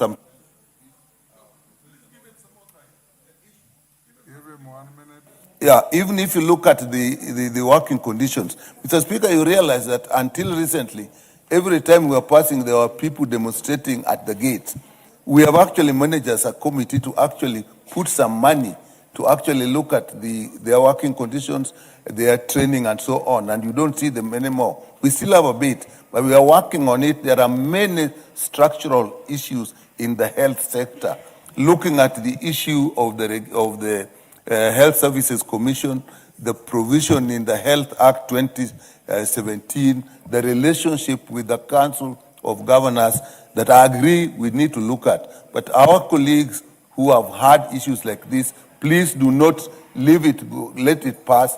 Let us look at the appropriate regulatory authorities and take them to task on what they should do. So definitely there are structural issues, and the committee is looking at it, and let us all, but I'll just say one last thing. As members of this House, I've also noticed that there seems to be a higher death rate than we have seen before, and I know a lot of it come from cancers. I think we have the best scheme of service, and I think we should actually take time, virtually every year, to get ourselves screened. Screening is the best, early detection is the best, and those of us who have the opportunity, like members, should take advantage of that. Mr. Speaker, we as a committee will do our best to make sure that in whatever way we can, we improve the services for our people. Thank you. Kwenya. Thank you, Honorable Speaker, for this opportunity to eulogize my friend, the Honorable David Kiaraho. Mr. Speaker, from the onset, I want to send my message of condolences to the family and the people of Kalau constituency and Nyandarua County at large following the demise of our beloved David. Mr. Speaker, it is painful to even imagine that this amiable person, a lovely soul, a very humble person who God has blessed in many ways, a very wealthy person, in many aspects, both academically and whichever wise, but unfortunately, his time has come to rest. I want to, in brief, just to give the people of Kalau an assurance that nothing will be lost. Whatsoever thing that the Member of Parliament stood for, we are going to make sure that nothing is lost. Mr. Speaker, I do not want to say much, but the family appreciates the kind of support that they're getting from the National Assembly and from the membership of this House, and I urge members to continue paying visits to the late Honorable Member's house just to comfort the family. And when the day comes for us to go and rest him, I beseech members that we join in numbers so that then we go down there and give him befitting send-off. Thank you, Mr. Speaker, for all the support that you've given us. Thank you, members. Belachi, 1 minute. I want to close this here. Thank you, Mr. Speaker. I also rise to send my condolences to the people of Kalau and more importantly to the family of Kiaraho. Okay, you take 1 minute. Aman, I went. 1 minute. Rindikiri, you close with 1 minute. Aman, I went to his constituency for many, many projects, programs, and even campaigned with. Mr. Speaker, I will say this, that in this country, if we are not going to deal with the matter of medication, drugs, generics, what is happening, why we are misdiagnosed and given the wrong drugs, is that we have left everything in the hands of the same institution that is supposed, Mr. Speaker, to take care of us, but have decided not to do the right thing. And Mr. Speaker, as I finalize, and I just ask for 1 minute, is that in this country right now, Kenyans who have suffered in the hands of being misdiagnosed by the best hospitals, not just one, all the hospitals that you see, Mr. Speaker, it is very sad. It is sad that when you move out and go out for now more care, you realize the doctors there are wondering, what type of these medications are you being given? You've been given medications, they have distorted your body until you have become more sick than the first time you entered a hospital. And this is something, this house is not about even a cover. Many Kenyans are crying. And lastly, Mr. Speaker, we must allow Kenyans now, when you have a sick patient, you are allowed to go somewhere for an independent person to look at your bill. Give half a minute. Finish. Yes. To look at your bill, the amount of money we are paying in hospitals, it is absolutely wrong, unfair in God's eyes that in this country, health has become a profitable sector than what was supposed to be done. And Kenyans are paying millions of drugs you can't understand, Mr. Speaker. I beg that this House must now come in order to enforce some of the rules, Mr. Speaker. Yes, Karani. Kirima, sorry. Oh, that's Gashagwa. You look alike. I thought it was Kirima. Gashagwa. Member for... Thank you, Mr. Speaker, for giving me this opportunity. 1 minute. You have. Okay, thank you, Mr. Speaker, for giving me this opportunity to eulogize with the other Kenyans on the passing of our great colleague, Honorable David Kiaraho. Honorable Speaker, this was a great man, and personally, as the only first-termer Nyandarua Member of Parliament, he was very instrumental in his guiding me when I joined this Parliament. And I can say that the people of Olkalau and the people of Nyandarua at large have lost such a gentleman. And in a way, Mr. Speaker, let me just say that as he was mainly referred to, that your power rest in peace. Thank you. Rendigiri. Mugambi. Thank you, Mr. Speaker. I want to eulogize all the families of those people who have passed on, but specifically my very good friend, Actor Kiarao. I met Kiarao in the last parliament. We are both in the transport committee. I remember, Mr. Speaker, when the concept of housing was being born, Kiarao played a great part in developing that concept. And we grew up with him in the committee. I remember I was fired from the committee, and it's only Kiala who went to petition the speaker to reinstate me in the committee. That shows how he was a kind man. Mr. Speaker, this issue of the hospitals. My nephew came to my house yesterday, and they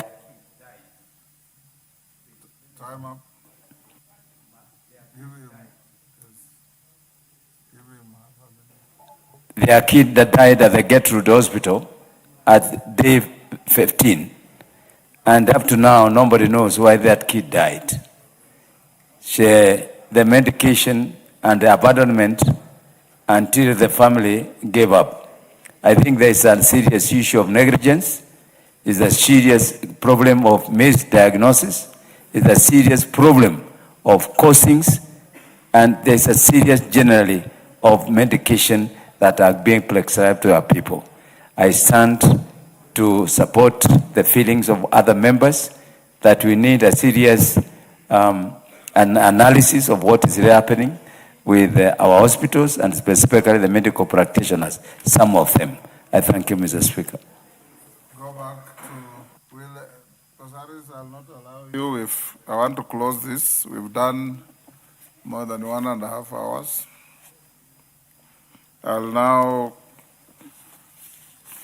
allow me to acknowledge in the public gallery Maranda High School from Bondo, Siaya, Kiamwangi High School from Gatundu, Kiambu.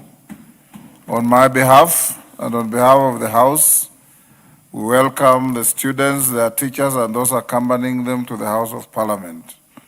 Let's go back to order number 4. Clerk. Order number 4, petitions. Next. Order number 5, papers. Majority Leader.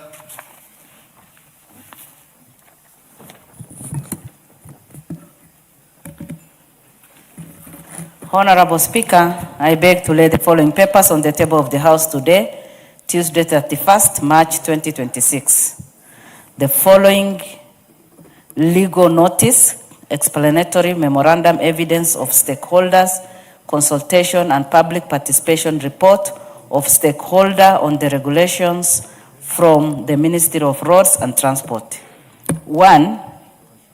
Legal notice number 17 of 2026 relating to the civil aviation meteorological service for air navigation regulations 2025. 2. Legal notice number 18 of 2026 relating to the civil aviation communication procedures regulations 2025. 3, legal notice number 19 of 2026 relating to the civil aviation.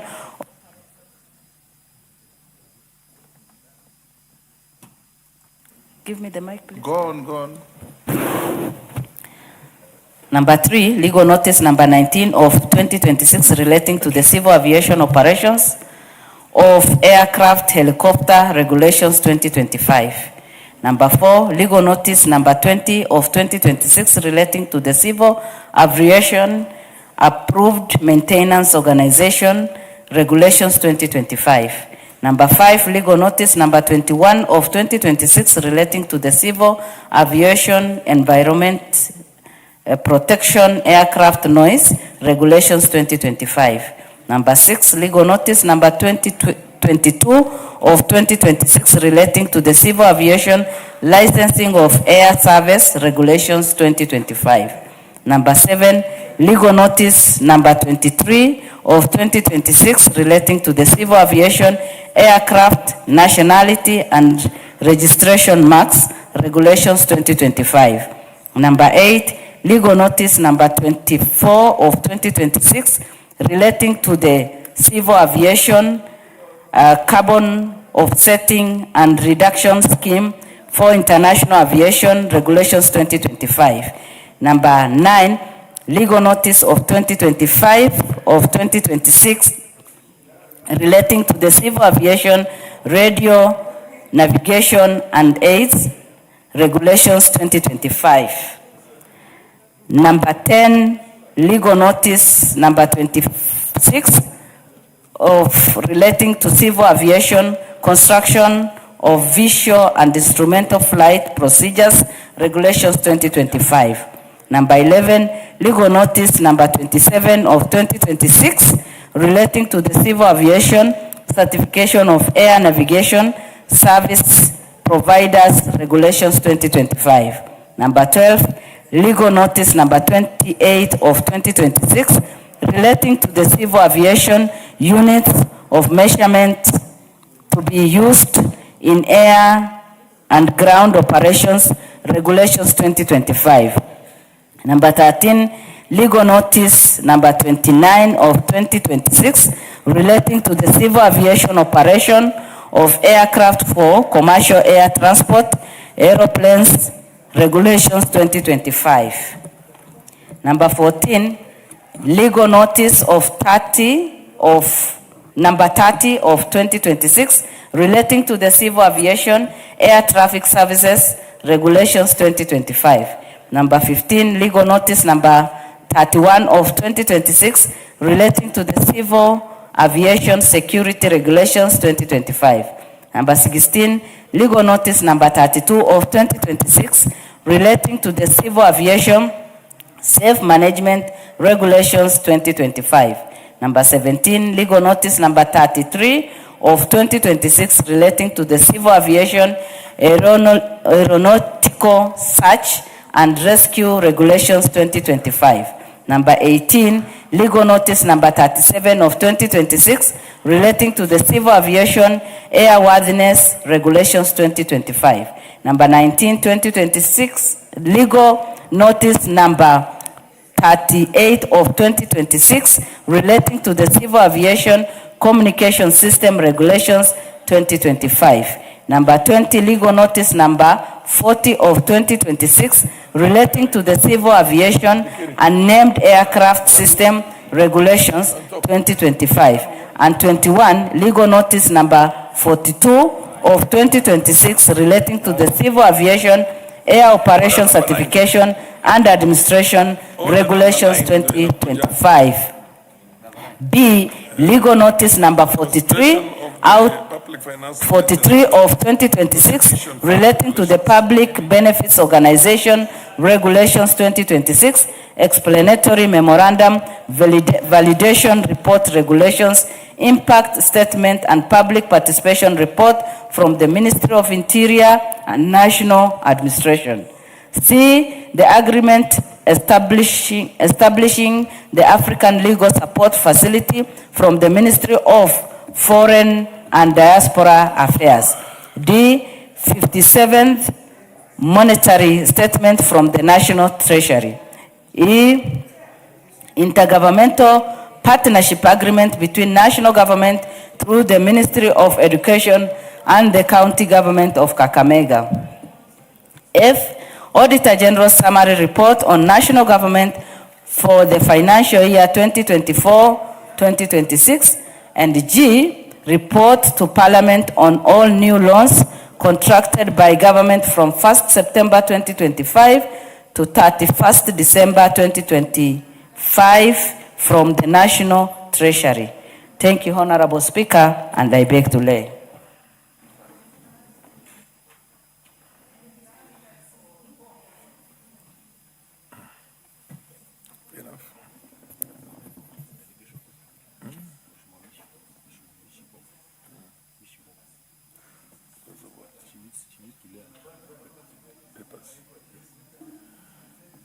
You say the papers to be laid. So.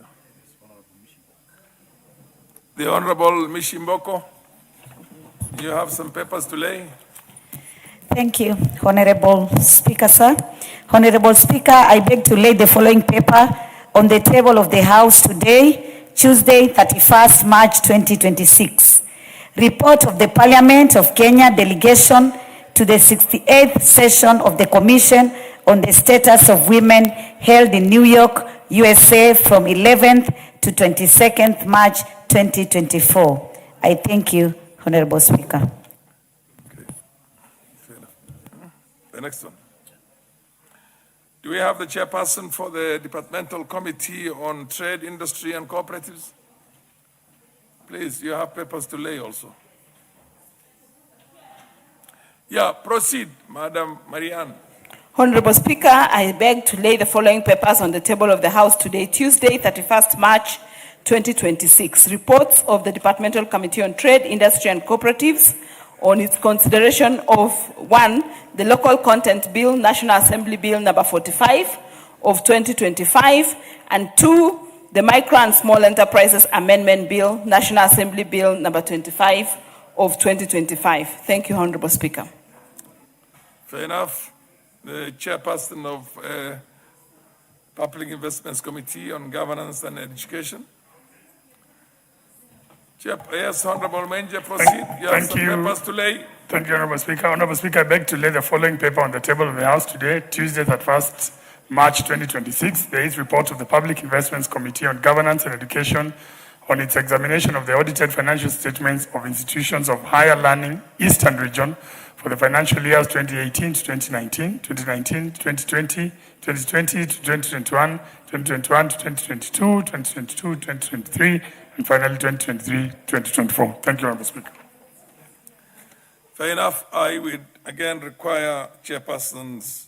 I don't know if the chairperson of the Budget and Appropriations Committee is here. Honorable Mishimboko. The order paper has a matter in which you have to lay some papers. She has done it. She was the leader of the delegation, but this is a different thing. The delegation to the UK, okay, US, the same too. Okay, fair enough. This was maybe put in twice. You're excused.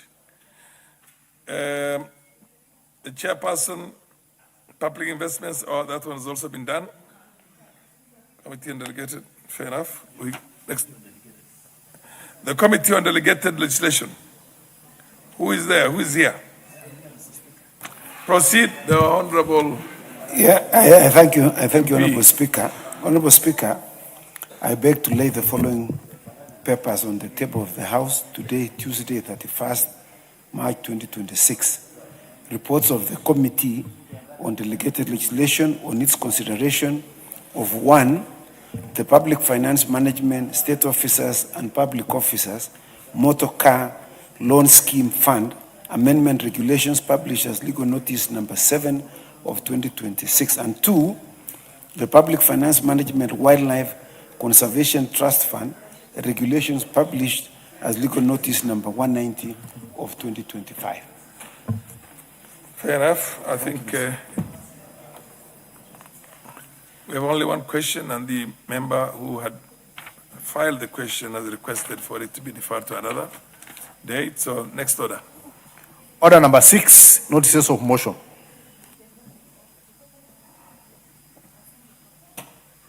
Proceed. There being no notice of motion. Who? Yeah. Honorable Chair of the Public Investments Committee, can you proceed and give a notice of motion? Thank you, Honorable Speaker. I beg to give, Honorable Speaker, I beg to give notice of the following motion.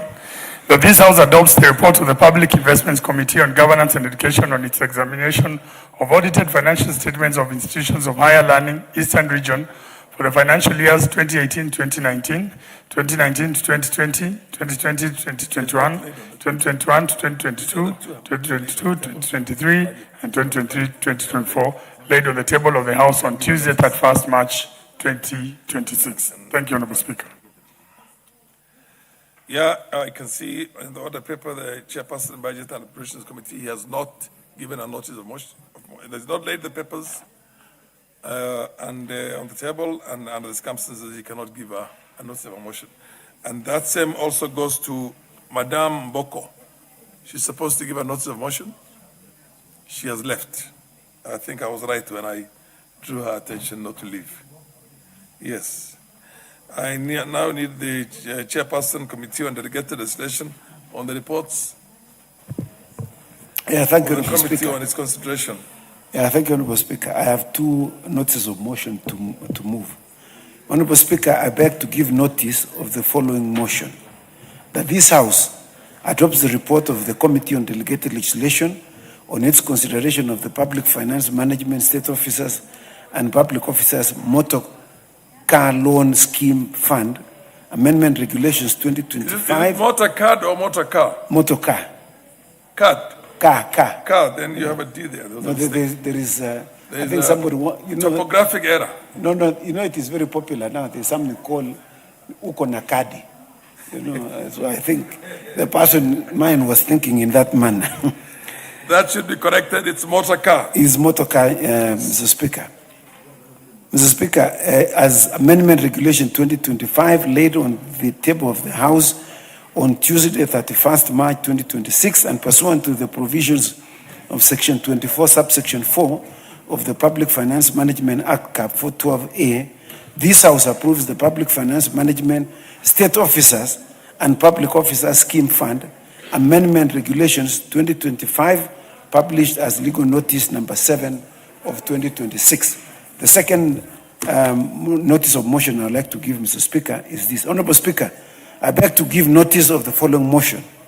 That this House adopts the report of the Committee on Delegated Legislation on its consideration of the Public Finance Management Wildlife Conservation Trust Fund Regulations 2025, laid on the table of the House on Tuesday, 31st March 2026, and pursuant to the provisions of Section 24, Subsection 4 of the Public Finance Management Act, Cap 412A, this House approves the Public Finance Management Wildlife Conservation Trust Fund Regulations 2025, published as legal notice number 190 of 2025. I thank you, Mr. Speaker.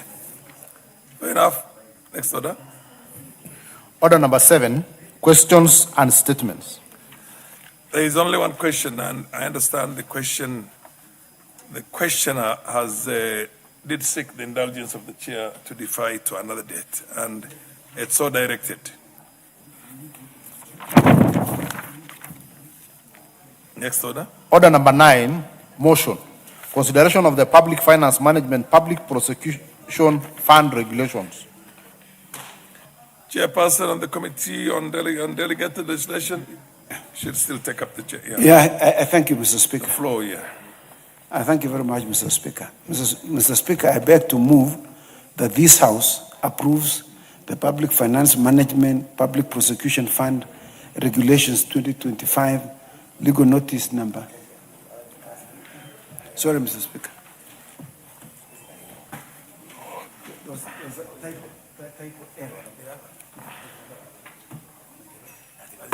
Mr. Speaker, I apologize. I think somebody mistyped the moving notes. Should have typed correctly. I wish to. Fair enough. You have the right papers now. Proceed. Yeah, I apologize. Mr. Speaker, I move that this House adopts the report of the Committee on Delegated Legislation on its consideration of the Public Finance Management Public Prosecution Fund Regulations 2025, laid on the table of the House on Wednesday, 11th March 2026, and pursuant to the provisions of Section 24(2), subsection 2 of the Public Finance Management Act, Cap 412A, this House approves the Public Finance Management Public Prosecution Fund Regulations published as legal notice number 169 of 2025. Mr. Speaker, these regulations were forwarded to this House for consideration and referred to the Committee on Delegated Legislation for exhaustive consideration. Mr. Speaker, we invited the Minister for Finance, the Honorable John Mbadi, who was our former member here, who was accompanied by the Director of Public Prosecution to present the regulations. And Mr. Speaker, the regulations were presented before the committee and we interrogated those regulations. And Mr. Speaker, after considering those regulations, we then brought the report of the committee to this House. Mr. Speaker, the regulations were created pursuant to Section 24(4) of the Public Finance Management Act of 2012, which empowers the Cabinet Secretary responsible for finance to establish national public finance funds with the approval of the National Assembly. Mr. Speaker, this is one of the funds that has been established by the Cabinet Secretary, and it requires, therefore, the approval of this House before it is operationalized. Mr. Speaker, the committee has scrutinized these regulations against the Constitution, the Public Finance Management Act, the Interpretation and General Provisions Act, and the Statutory Instruments Act. And pursuant to Section 16 of the Statutory Instruments Act, the committee held consultative meetings with various stakeholders, Mr. Speaker, to clarify the policy intent, particularly from the Ministry of Finance, the structure of accountability, the anticipated impact before making its final recommendation. We also examined, Mr. Speaker, the question of public participation consultation that is a requirement under Article 10 and Article 118 of the Constitution, which is a mandatory requirement before regulations are considered for approval. The regulatory making authority must demonstrate sufficient and adequate public participation that they must have undertaken with regard to any regulations that they are made. For in this case, Mr. Speaker, the Minister of Finance did undertake public participation. They established a multi-agency task force comprising the National Treasury and the Office of the Public Prosecution, which undertook stakeholder consultation.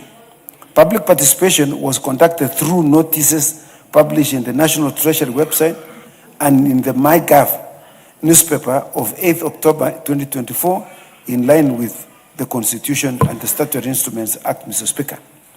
Further, the National Treasury prepared a regulatory impact statement in compliance with Part 2 of the Statutory Instruments Act, providing an evidence-based analysis of the costs and benefits of the fund, Mr. Speaker. In practical terms, Mr. Speaker, the ODPP is the custodian of the public interest in criminal justice system that ensures that offenders are brought to court and that they prosecute these offenders fairly and that the rights of victims and accused persons are upheld. Article 157 of the Constitution, Mr. Speaker, establishes this office and gives it this central mandate.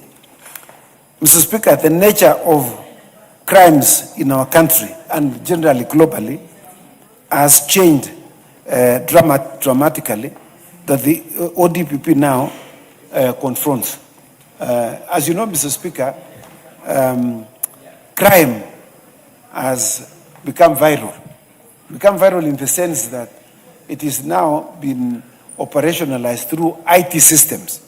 Mr. Speaker, the members of this House have suffered the consequences of these IT crimes, Mr. Speaker. I remember there was a member of parliament, Mr. Speaker.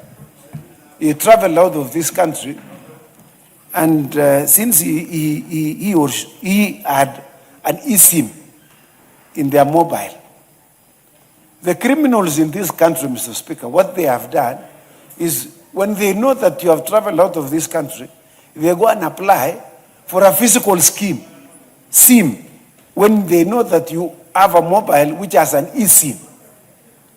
And when they apply, they purport to have your ID in collusion with members of the mobile companies, Mr. Speaker.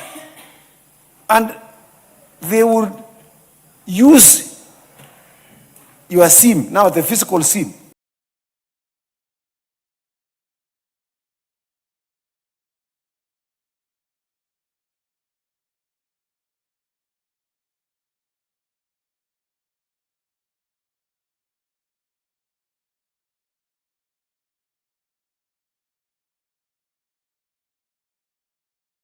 to access your bank accounts.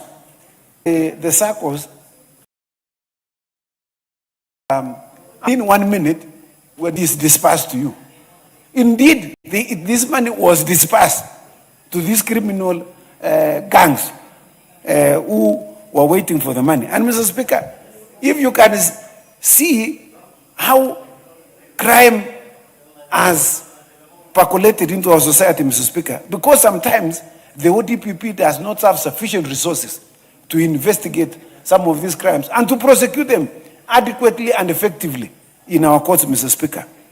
So, Mr. Speaker, the complex nature of the economic crimes that are being committed now in our country and globally, and particularly financial crimes, which include money laundering, illicit financial flows, cyber crimes and offenses committed using using ICT, transnational organized crimes, Mr. Speaker, involving multi-jurisdictions and the need for international cooperation. Mr. Speaker, I was in court recently, and while I was there were 3 gentlemen that were being charged for a crime they committed in Kenya.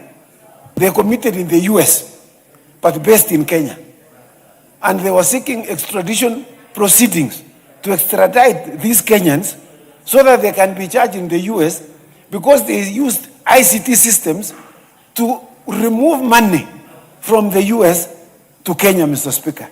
You know, Mr. Speaker, the crimes have become very sophisticated, and also corruption has also become very sophisticated. Procurement fraud has also become very sophisticated, that demands specialized financial and forensic capacity, Mr. Speaker, of the DPP. Mr. Speaker, if the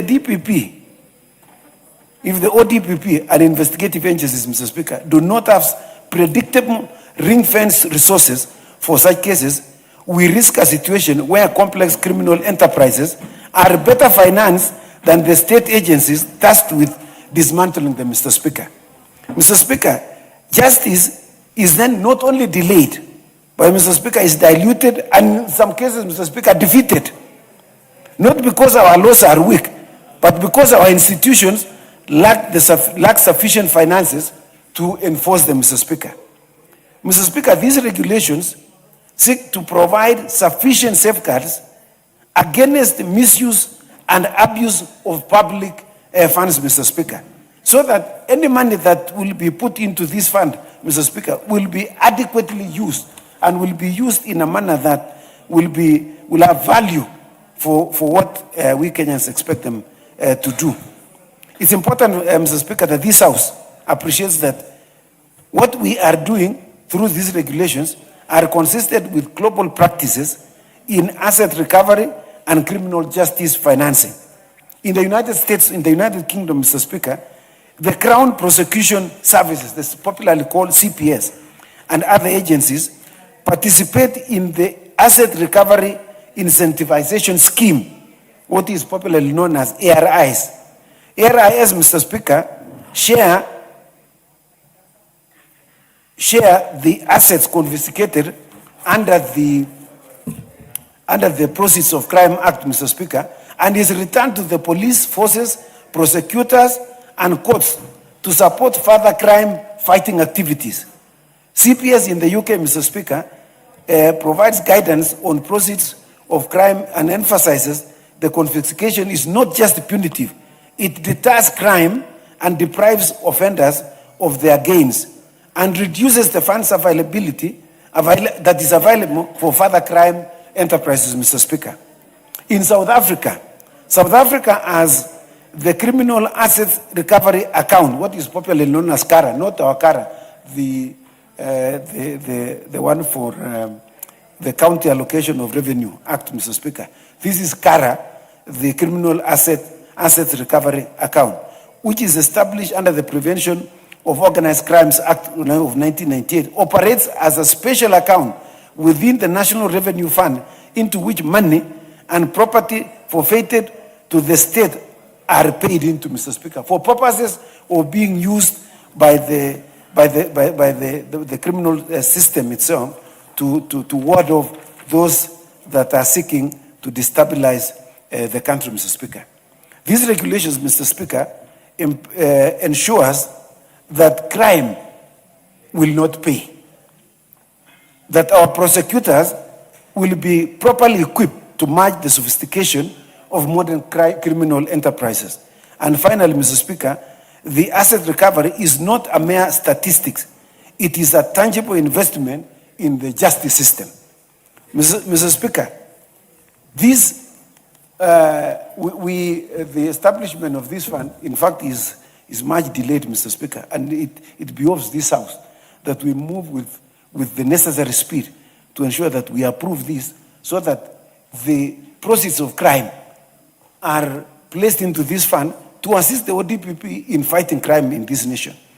Mr. Speaker, I'd like to thank the members of the Committee on Delegated Legislation who participated very effectively in considering these regulations. And that, Mr. Speaker, these regulations are therefore constitutional in its drafting and statutory, and also meets all the necessary tenets of the regulation of the Statutory Instruments Act. And so, Mr. Speaker, I beg to move and request the Honourable Sunguli to second. Honourable Sunguli, proceed. Mr. Speaker, the Committee of Delegated Legislation, of which I'm a member, has looked into these regulations with a tooth comb under our able chairman, Honorable Jepkonga, and a very, very vibrant team. We looked at these regulations. And indeed, we were able to say that these regulations are in compliance with the Constitution, they are in compliance with the Statutory Instruments Act, and they are in compliance with our general policy as a country. Mr. Speaker, in seconding this motion, I want to put it succinctly that this is a development of the way in which we deal with our economic crimes. In the days past, you could steal a lot of money, millions of shillings, hide it somewhere and go to jail and come back and enjoy that money. But the law has since changed, that actually, if you steal money and you are caught with it, apart from serving your term in jail, you also return them, you must also bring back the money. It is recovered from you. Now, these regulations, Mr. Speaker, tells you now that the money which is recovered from the proceeds of crime will go to a special fund. And we are now creating this fund so that, first, we emphasize that crime does not pay.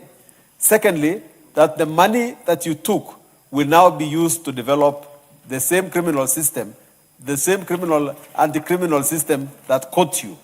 So the funds that we are depositing in this fund will be used to train people in the ODPP, will be used to train the police, will be used to benefit society in other ways.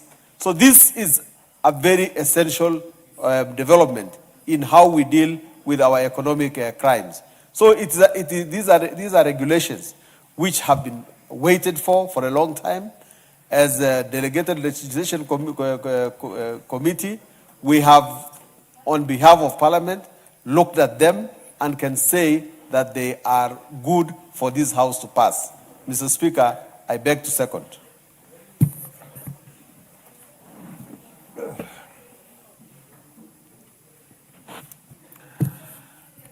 Honorable members,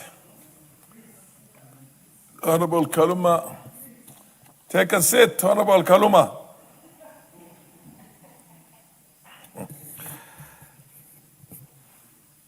Mr. Speaker, I propose a question that this House adopts the report of the Committee on Delegated Legislation on its consideration of the Public Finance Management, Public Prosecution Fund Regulations 2025, laid on the table of the House on Wednesday, the 11th of March, the year 2026, and pursuant to the provisions of Section 24, subsection 2 of the Public Finance Management Act, Cap 412A.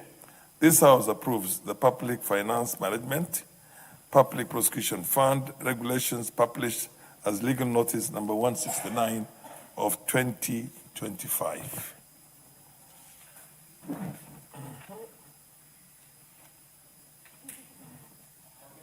Am I registering? Is this a true reflection of the ones who want to contribute? MPs, honorable members. Wilberforce Oundo. Thank you, Honorable Speaker. Let me also take this opportunity to sincerely thank the Committee of Delegated Legislation for reviewing and approving the regulations on Public Finance Management, Public Prosecution Fund, regulations published as Legal Notice 169 of 2025. Honorable Speaker, when we were in school, we used to have the adage that justice delayed is justice denied. Many times, Honorable Speaker, the wheels of justice move too slowly. By the time they come into the logical conclusion, it has either been overtaken by event, or the person who ought to be punished has been overpunished to an extent that any further punishment is just unfair, extremely unfair. And many, Honorable Speaker, many times, the wheels of justice move slowly because the prosecution does not put its case together, does not move with speed to prosecute. We must admit, Honorable Speaker, that over time, a lot has changed. Many years back, it's the ordinary policeman who would go to court to prosecute a matter. Because of limited exposure, limited training, and limited education, it obviously hindered the progress of criminal justice. Over the years, with the new constitution and changes all over, we established an independent office of Director of Public Prosecution, Office of Public Prosecution, which has infused some element of professionalism. But, Honorable Speaker, we are still lagging behind. Why do we lag behind? Because the disconnect between the Office of Public Prosecution and those charged with investigating cases. Honorable Speaker, there has been very many instances where files have been submitted to Office of the Public Prosecution, but they have not been they cannot proceed because of those gaps. So we just hope one of the things that this fund will achieve is to set the checklist of what needs to be covered before a file is forwarded to the Office of Public Prosecution for purposes of prosecuting the case in court. A case can never be properly prosecuted if it fails to achieve a conviction, because then it means there has been a problem. Honorable Speaker, many times the prosecutors will tell you we are overburdened. We are overburdened, we are understaffed, we can't move. We also hope, Honorable Speaker, that this fund will ensure there's adequate capacity built over time, there is adequate training, intergenerational team, that there's sufficient succession planning so that at any given time, if any person leaves, there should be no gap at all. Honorable Speaker, it's sometimes very interesting. A whole county could only be having one senior prosecutor. And you can see the myriad of cases that come every day. So it means cases slow down, they cannot move with the time. I have liked the presentation on the mention that there is a chance that any forfeited process of crime, all recovered process of crime will be forfeited to this fund for purpose of building capacity.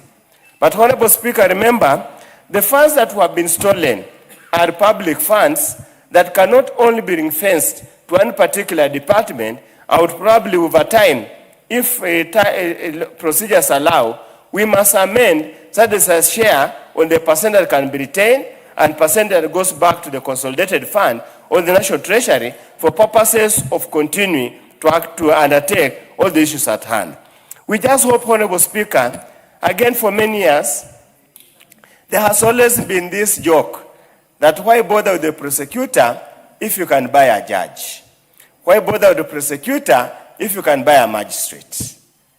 I just hope with this fund, we are going to solve that issue so that we build confidence in the judiciary, because this is a whole ecosystem of judicial system that we need to work on. Honorable Speaker, allied to this, Honorable Speaker, this fund will not achieve the intended purpose if we do not deal with the Witness Protection Unit.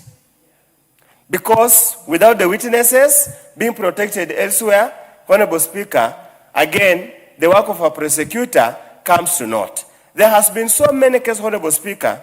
A person has committed a crime. He has been arraigned in court with a new constitution has been given, has been granted bail. He goes and interferes with the witnesses, actually goes to the extent of eliminating witnesses that are supposed to testify against that particular person. We do hope there will be a collaboration between this office and that one of witness protection, so that the witnesses are protected adequately. We make sure we proceed. Honorable Speaker, as I conclude in support, I just want to wish and ask the Office of Public Prosecutor should not be... Fair enough. The Honorable Komingoi is Komingoi in here. The MP for Bureti. What about the Honorable KJ, John Waweru? KJ, did you forget your full names? I thought, sorry. Mr. Speaker, I thank you. And Mr. Speaker, I stand in support of this motion on the consideration of the public finance management and specifically public prosecution fund regulations, Mr. Speaker. And Mr. Speaker, we in this House do fully understand the hierarchy of our laws. That right at the top there, we've got our constitution, Mr. Speaker. Then we've got the laws that we make in this House. And then we've got the subsidiary regulations, Mr. Speaker. And these specific regulations, Mr. Speaker, are speaking to matters that are in this new world that is driven by technology, that is driven by connectivity, the internet, and even devices, Mr. Speaker. And so, Mr. Speaker, without putting or belaboring the point, I want to say that the work that has been done by this committee is great work that we are all in support with. And, Mr. Speaker, I do stand to support. I thank you. The Honorable Mias Yamina, MP for Malindi. She actually is in the House, but she probably does not want to contribute. Do you want to contribute on No, thank you so much, Mr. Speaker. I have nothing to contribute for now. The Honorable MP for Nyando. We have some unfinished business, me and you. Yes. Proceed. And it will be a month before the D-Day. Honorable Speaker, I rise to support the public finance management, the public prosecutions fund regulations, Honorable Speaker. Honorable Speaker, firstly, the committee has done a splendid job on this.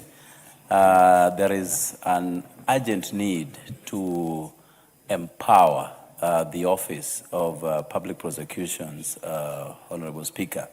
Honorable Speaker, when the public prosecutions was a department within the Attorney General's office, in the State Law Office, Honorable Speaker, they did not have the machinery, the wherewithal, the power, which Dr. Uhuru is looking for, together with us, to do public prosecutions, Honorable Speaker.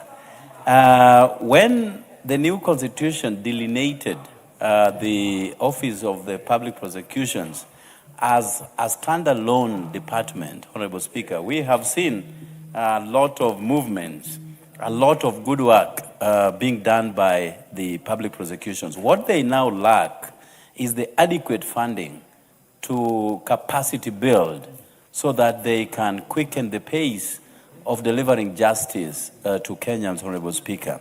Honorable Speaker, it has always been said that justice delayed is justice denied. That is a common phrase, Honorable Speaker, which therefore needs to be backed up by capacitating that office so that Kenyans can achieve justice, Honorable Speaker. You look, for example, cases touching on corruption, Honorable Speaker, they take forever to be prosecuted. They take forever in the courts of law, Honorable Speaker. It is mention after mention, deferment after deferment. And therefore, if this office will be capacitated in order that they can have enough personnel to prosecute matters that come before them, justice will finally be fast-tracked on this part of the continent, Honorable Speaker. Honorable Speaker, prosecutors deal with criminals who are endowed with resources. And if you pay them less, they fall the temptation of taking monies from would-be suspects, Honorable Speaker, which then injure the process of delivering justice to victims, Honorable Speaker. And therefore, if this office will be well resourced, the Office of the Public Prosecutions, Honorable Speaker, if well resourced, then it goes without saying that justice will not only seem to be done, but will actually be done faster and in a more efficient manner, Honorable Speaker. Honorable Speaker, we understand that the DCI, together with the EACC, must work in tandem with the public prosecution, and therefore they cannot be left behind. You know, the courts in Kenya had to make a determination as to who takes matters before a court of law. You remember when there was a tussle between the office of the DCI and that of the prosecutor, Honorable Speaker. And courts had to make a determination that it is the work of the prosecutors to take matters before court and to prosecute, and not the work of DCI, Honorable Speaker. So such interferences would only emanate as a result of lack of proper funding to the Public Prosecution's Office, Honorable Speaker. And therefore, this needs to be supported. We need to raise capacity to the Office of the Public Prosecution's, Honorable Speaker, so that they can do what they need to within the shortest possible space of time. Otherwise, Kenyans will still be reeling under the heavy yoke of injustice, which only brings more problems, more poverty, more anxiety to the Kenyan populace, Honorable Speaker. And therefore, I thank you for the opportunity, and I stand to support. The Honorable Dr. Gideon Ochanda.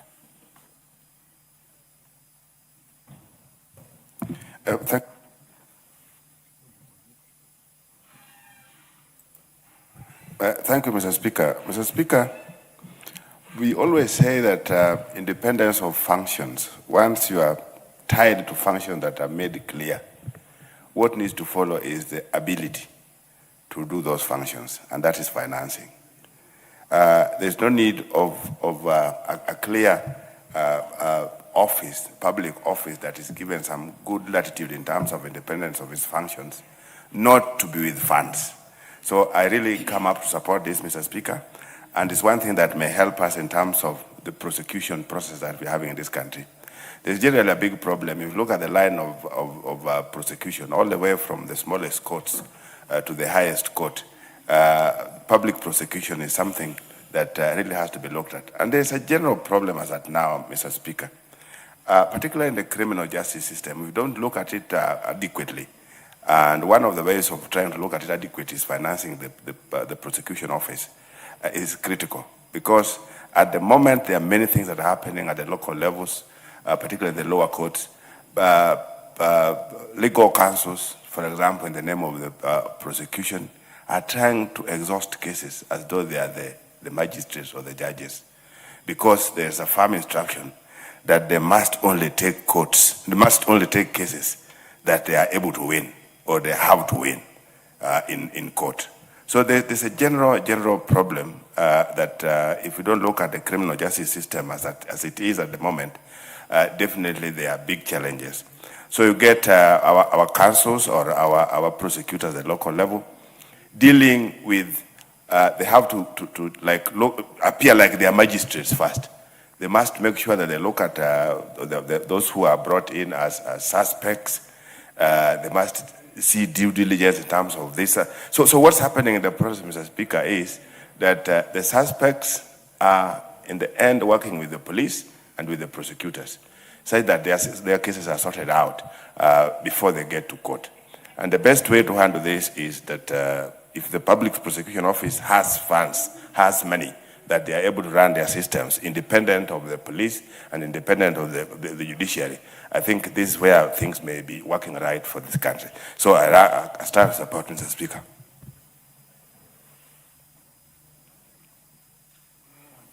There appears to be no... Yes, the Honorable Irene Mayaka, you are recognized to make your contributions. Do you have any member interested in the motion after Honorable Irene Mayaka? Is the Honorable Kibet Komingo in the house? The Honorable John Kiragu, you want to contribute to this? Yeah, he's certainly not interested. So after Honorable Irene Mayaka, the mover will reply. Honorable Irene Mayaka, proceed. Thank you, Honorable Speaker. Honorable Speaker, I want to thank the Chair of the Committee on Delegation for bringing this particular report. And Honorable Speaker, just as it has been said by other members, we all usually say that justice delayed is justice denied. And so, Honorable Speaker, considering all the issues that are currently being experienced by the Office of the Director of Public Prosecution, I think this is a very beneficial regulation for them because it seeks to address the matters that are currently ongoing, issues such as case backlogs and delays, operational constraints that even affect the investigation process that is conducted by the Office of the Public Prosecution, low prosecution success rate because of the fatigue that comes in as a result of the backlog, weekend corruption issues, staffing challenges, all these very many challenges. And Honorable Speaker, you being a seasoned lawyer know very well that when it comes to the regulations that we have in place for civil procedures and criminal procedures, it gets really affected because we do have proper procedures on paper and in the laws that we have in this country. But then again, the fact that there is no fund that seeks to support this particular office, it makes those efforts become wasted, and it makes those efforts not gain anything possible for this country. Honorable Speaker, a lot of people who have cases that are currently pending, that are work in progress, some that are just files are gathering dust in different offices, they should be very glad for this particular regulation. And we want to thank the committee because I can see the timeline in which they've taken to actually look at this matter, prosecute it, do public participation, and bring it for us to be able to debate so that it can then go on to the next level, has been very impressive. Honorable Speaker, mine is just to urge the people who are supposed to now implement this particular law to ensure that that is now fast-tracked so that it begins the work that is meant to do immediately to support the Office of the Director of Public Prosecution. With those few remarks, I support and I submit. I thank you. Thank you. The mover may now reply. Honorable Speaker, I'd like to sincerely thank you and to thank all the members who have contributed to this motion on the passage of the public prosecution fund, Mr. Speaker. Mr. Speaker, as you know, we have the ODPP college, which is not adequately funded, Mr. Speaker. With these funds, with the approval of this fund, Mr. Speaker, and the payment that will be made, the payments that will come out of the proceeds of crime that will go into this fund, will assist in equipping and training prosecutors in very modern and sophisticated methods of investigation and prosecution to ensure that cases that are taken to court are not lost because there was shoddy investigation. So I want to thank all the members who have contributed and supported this motion, and we are truly grateful as a committee, and I beg, therefore, to reply. Thank you. Thank you. Other honorable members. Honorable members, I put the question that this House adopts the report of the Committee on Delegated Legislation on its consideration of the Public Finance Management, Public Prosecution Fund Regulations 2025, laid on the table of the House on Wednesday, 11th March 2026, and pursuant to the provisions of Section 24, subsection 2 of the Public Finance Management Act, Chapter 412A, this House approves the Public Finance Management, Public Prosecution Fund Regulations, published as legal notice number 169 of 2025. Will as many as are of that opinion say aye? Aye. Will as many as are of the contrary opinion say nay? The ayes have it. Next order. Order number 10, motion, consideration of sessional paper number 6 of 2024 on the national aviation policy. Move.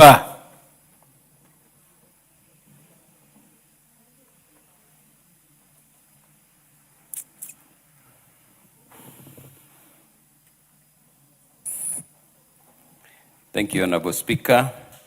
Honorable Speaker, I beg to move that this House adopts the report of the Departmental Committee on Transport and Infrastructure on its consideration of sessional paper number 6 of 2024 on the national aviation policy laid on the table of the House on Thursday, 19th February 2026, which approves sessional paper number 6 of 20 and approves sessional paper number 6 of 2024 on the national aviation policy.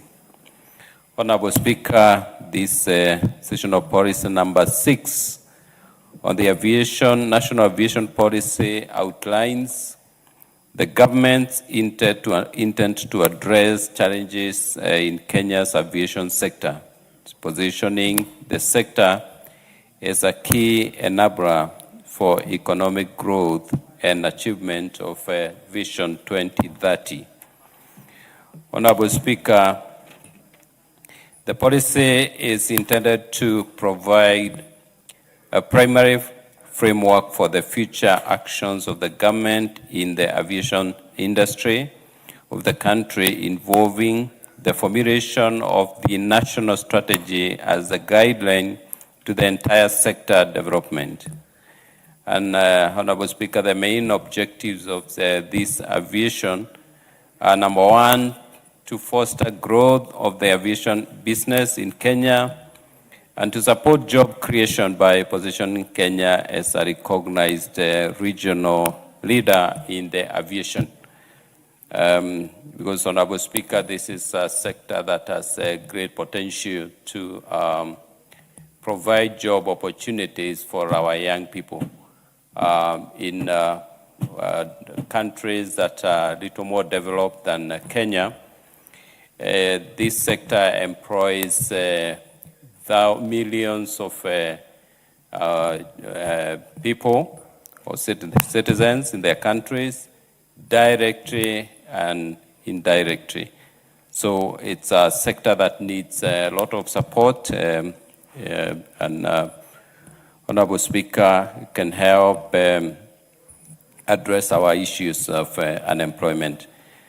And number two, to minimize the contribution of the aviation sector to Kenya's economic growth and maximize, economic growth and development. And number three, Honorable Speaker, to enhance Kenya's connectivity at a national and international level by ensuring safe, secure, competitive access, which is responsive to the needs of business, tourism, and the population.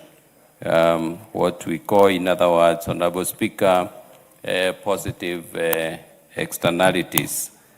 And number 5, Honorable Speaker, the aviation industry is critical to the socio-economic development of the country, contributing $3.3 billion to our GDP, and generates 21,000 jobs, as I said earlier, directly, and further 500,000 jobs indirectly, which of course can be enhanced to give us more opportunities. Honorable Speaker, in the year 2023, air traffic passengers in Kenya were 12.2 million, of which 6.6 million were international passengers.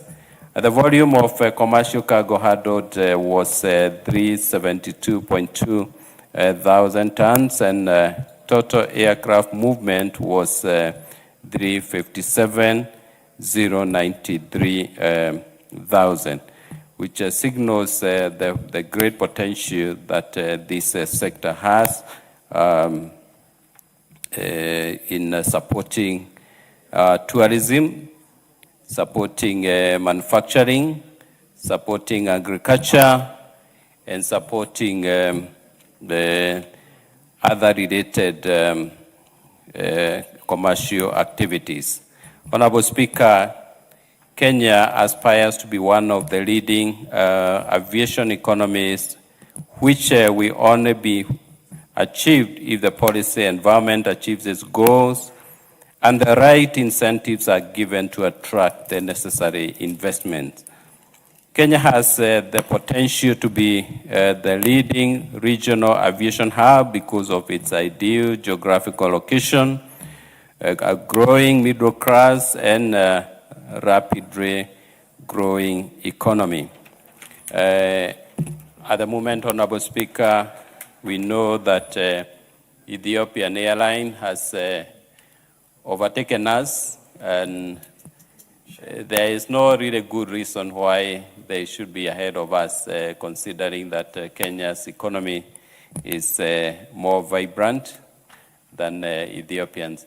So there needs to be a lot of support for this sector, and as lawmakers, we need to do our best to ensure that we remain competitive and we remain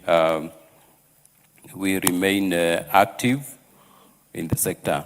Honorable Speaker, the infrastructure is a key pillar of Vision 2030. However, aviation infrastructure remains underdeveloped. The national aviation policy is aligned with the country's development blueprint, which is Vision 2030, by enabling the national aviation industry to strengthen its position in the global market as a leading aviation and commercial hub in Africa. Kenya, Honorable Speaker, can be Africa's or East and Central Africa's what is it, Qatar? I'm trying to remember the capital city of Qatar. It's Doha. Yeah, so Kenya can be Africa's Doha if we do the right thing, if we avail the right policies, and if we avail the right environment for the aviation sector. So, Honorable Speaker, having considered the submissions and analyzed the document presented and pursuant to Standing Order number 216, the committee recommends that the House adopts the report of the Departmental Committee on Transport and Infrastructure on its consideration of Sessional Paper number 6 of 2024 on the National Aviation Policy, and approves Sessional Paper number 6 of 2024 on the national aviation policy. Honorable Speaker, I beg to move that the House adopts this report, and I request Honorable Kitayama to second. Honorable Kitayama. Thank you, Honorable Speaker. Honorable Speaker, listening to the debate that has gone on this matter, and going by the importance of this whole conversation, Honorable Speaker, I beg to second. Thank you. Thank you. Honorable members, I now propose the question. This House adopts the report of the Departmental Committee on Transport and Infrastructure on its consideration of sessional paper number 6 of 2024 on the national aviation policy, laid on the table of the House on Thursday, 19th February 2026, and approves sessional paper number 6 of 2024 on the national aviation policy.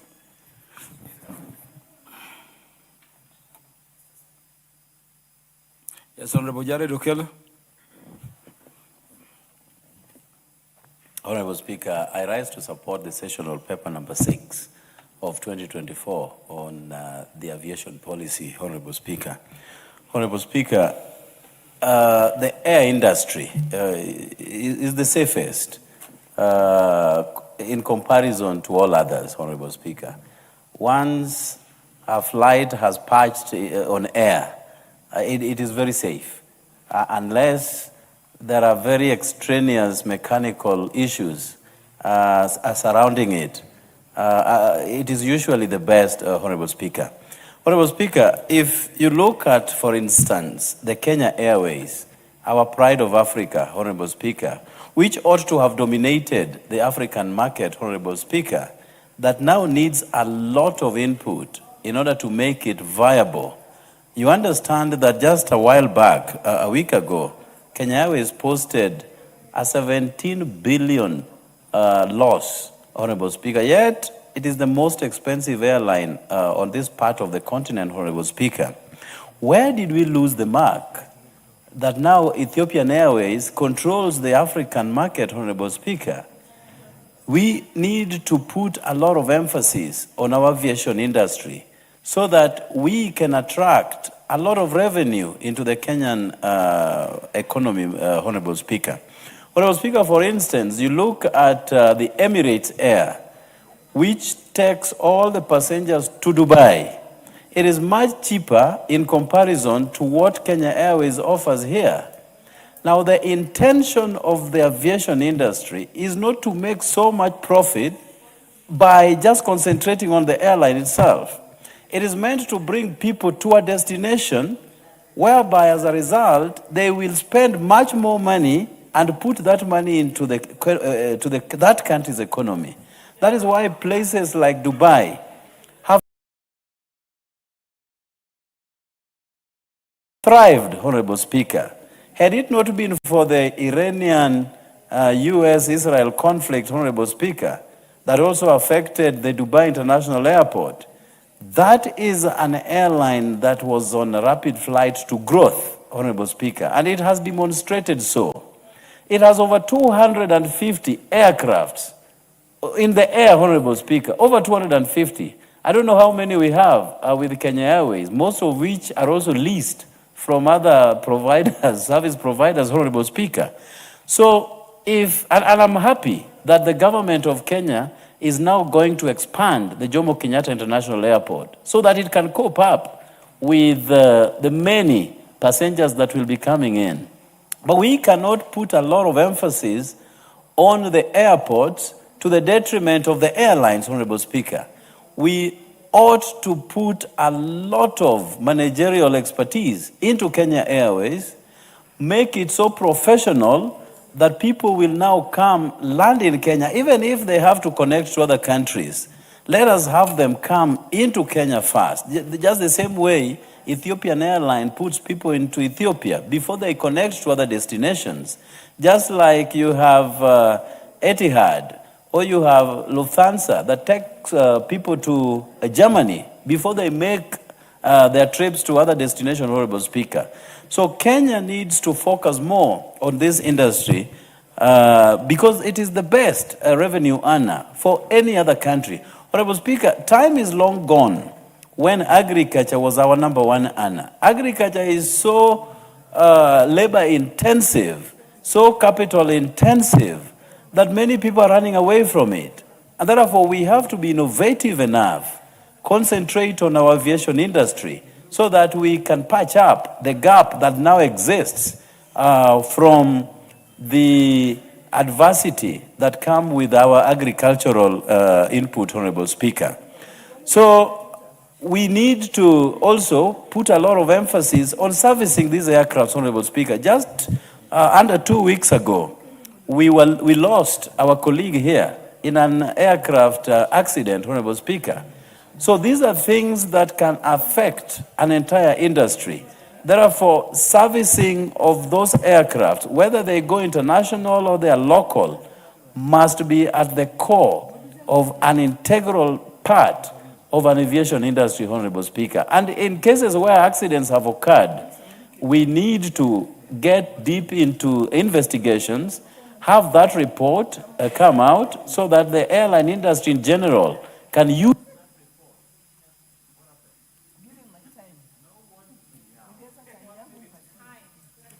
Did I remind you of the House's resolutions on the time for debate for sessional purpose? It's usually 5 minutes. Yes, so because you've not made any request, let the Honorable John Kiragu make his contribution. Thank you, Honorable Speaker, for giving me a chance to support this report, sessional paper 6 on aviation policy. Mr. Speaker, Kenya is in a very strategic position in Africa, but we have never exploited our position as a hub, particularly in the aviation industry. What this policy is seeking is to make sure that we develop an industry around the aviation. We can do it by having our own good airports. We can have our airlines, but also we can also create a facility or facilities within this country that will support aviation industry for the rest of Africa and the world. Mr. Speaker, one of the key things is to maintain our aircraft and make sure that they are safe and secure. And to repair these aeroplanes, it is a very expensive affair. And if we can create facility in this country to support the aviation industry, we will not only develop skilled manpower and people who can actually give this country an opportunity to be a center of aviation in Africa. There is a lot discussed about us and Ethiopia, but we can be 10 times better than Ethiopia. Kenyans are all over the world providing aviation industry with either piloting or maintenance or even design of aircraft. Or what this policy is saying is that as much as we have done with the rail, as much as we are improving our roads, our marine, it is important that we now focus aviation as a key industry to grow this economy. And this country has everything that we need to make sure that actually we achieve what we are looking at. This industry is not so much of making money, as many people keep on arguing about KQ, but to facilitate this country to be a hub where even if it is air cargo, that the transshipment can be actually be based in Nairobi for the rest of Africa. If you have to even maintain the engines for this aircraft, instead of being shipped to Seattle for example, if they are Boeing, that they can be repaired here in Kenya, Mr. Speaker, we'll have moved this country to another level. For your information, Mr. Speaker, I just learned the other day that the birds that affect our airplanes, because we have Dadora and Roai as the dumping sites, one bird can cause a failure of an engine, and the cost of that engine repair is $15 to $18 million. Or what we are saying, even in our planning, we must make sure that when we have an airport, we do not encourage people to bring industries that will bring birds, which will affect the operation of our airport. So what this policy is saying, for once, let's focus aviation as an enabler of developing our economy. Thank you, Mr. Speaker. The Honorable John Waweru, the Chair of the Committee in charge of ICT. Mr. Speaker, you're right. And I want to thank you for this opportunity to contribute to this amazing piece of policy that has been brought to us by the Honorable G.K. Kariuki. And this is our consideration on sessional paper number 6 of 2024 on the aviation industry in this country, Mr. Speaker, by bringing this national aviation policy. Honorable Speaker, Kenya's aviation space is requiring solid policy leadership. And this is what we are doing as a House, Mr. Speaker. And Mr. Speaker, the policy that has been presented to us is outlining very well how the government intends to address the challenges in the aviation sector as we have seen it, Mr. Speaker. And Mr. Speaker, I must remind you that aviation has a very organic connect to Dagoretti South constituency. Mr. Speaker, it was in the 20s that the first plane landed at what you now call Dagoretti Corner.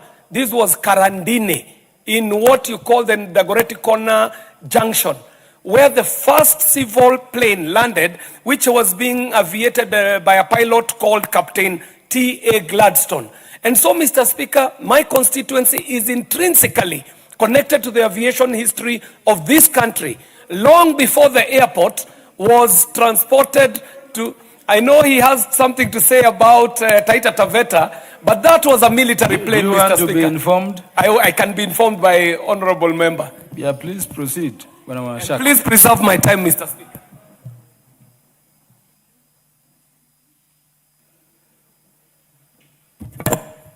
Thank you, Honorable Speaker. My good friend who were with him in the university, KJ, I wanted to inform him that the first plane to land in East Africa landed in a place called Makitau in Mwatate constituency, Taita Taveta County. That first plane, whether it was military or otherwise, it was the first plane to land in Kenya and in East Africa. So I want to request him to just guide the House that the second one to land then maybe landed in Dagoretti. But the first one landed in Taita Taveta. And the Honorable Speaker, before I finish giving you information, Honorable Speaker, the place where the first plane landed today is recognized by the Commonwealth Commission of London. And the Commonwealth Commission has been visiting that place because adjacent to that place, Honorable Speaker, we have a cemetery that those people who died then during the First World War and before are buried. So that is a place where, as the next incoming governor of Taita Taveta, inshallah, I will make sure that it becomes a tourist attraction for not only Taita Taveta, but this country, Honorable Speaker. And Honorable Speaker, the Commonwealth Commission is ready to partner with this country and make that place known in the entire world. So I want to invite the chair of ICT to visit Makitau so that then we can make it a place that it can add value to this country. Thank you, Chair. Yeah, so the Great Corner, or isn't that what they call Dagoretti? Mr. Speaker, there is a great history to be told about the Great Corner. The Great Corner is where the first plane to land in Nairobi landed. Did I hear him to say that? Mr. Speaker, he is very well in his place to say what he has said as a point of information, and that does not negate the fact that the first commercial plane to land in East Africa landed at the Great Corner in what is called the Karandini landing space. But he is very well placed to mention that, because what was happening in the coast then was for the war effort. And what he's talking about is actually a military plane, the first military plane. But for commercial aviation, Mr. Speaker, Dagoretti South still retains its pole position as the place where the first commercial plane in East Africa landed, at a place we now call Karadine, where the first plane landed. This is at Dagoretti Corner. Dagoretti Corner itself has a great history. It is not the Great Corner. It is actually Dagoretti. Dagoretti, as we were burning the farms when we were chasing out the colonizer who had taken our farms without buying, and we were saying Dagoretti, Dagoretti, meaning that he has not purchased. But Mr. Speaker, I want to take this opportunity to congratulate the Honorable GK and his committee for bringing this sessional paper, Mr. Speaker, sessional paper number 6 of 2024, because it gets us thinking, Mr. Speaker. It gets us thinking about a very serious industry for Africa, Mr. Speaker, that when we sort out the issues in aviation, we have spoken to the issue of technical development, we have spoken to enterprise, we have spoken to international business. And so, Mr. Speaker, I want to associate myself with this sessional paper to be one of those people who stand on this floor and support the effort by the Transport Committee, saying that, Mr. Speaker, what we are doing this afternoon means a lot for this country as this country gears towards taking stock of our achievements on Vision 2030, Mr. Speaker. The aviation industry in this country is already offering spaces for training, Mr. Speaker. It is giving connectivity. In manufacturing, Mr. Speaker, we are depending on our planes to fly our produce. This is where jobs are to be gotten. And even I, as the chairperson of the Communication, Information and Innovation Committee, would like to say that there is a great place for aviation in innovation, Mr. Speaker. And in the interest of time, Mr. Speaker, I'll end it by saying that the Honorable Chair for Transport Committee ought to seek out the noises that we are hearing from Kenya Airways. Find out what people like Captain Mwenda, he himself, a captain of the airplane, he has to say about the industry of aviation, Mr. Speaker, so that this House can get to the bottom of the issues, so that Kenya rises up to be a leader in aviation, not only in the region, not only in the continent, but actually in the world, and we have the potential to do that. Mr. Speaker, in the interest of time, I do thank you, and I support the Honorable GK and his committee for this amazing sessional paper, whose results we shall be seeing decades from today. I congratulate you, Honorable GK, and the people of Kirinyaga should see that they elected a person who came to do work for this country in this House. I thank you, Mr. Speaker. The Honorable Amina Mnyazi, I thought it is only Honorable Rueda who is a pilot from the coast. You want to contribute to this? Yes, Speaker. Proceed. Asante sana Mheshimiwa Speaker, na kwa dua zako Mheshimiwa Speaker, maybe huko mbeleni katika maisha yangu nitakwenda kujifundisha jinsi ya kuweza kupeleka ndege. Nianze kuanza kwa kusema Mheshimiwa Speaker ya kwamba naunga mkono huu mswada wenye ambao umeweza kuletwa hapa leo hii. Na naunga mkono huu mswada Mheshimiwa Speaker kwa sababu mimi kama Amina Laura Mnyazi, mbunge wa Malindi, nimeathirika pakubwa sana Mheshimiwa Speaker kwa masuala ya airport. Na watu wangu wa Malindi Mheshimiwa Speaker ni zaidi ya miaka 20 saizi wamekuwa wakipatiwa ahadi na serikali kuhusu masuala ya airport, upanuzi wa airport ya Malindi, na bado haijaweza kufanyika mpaka sasa.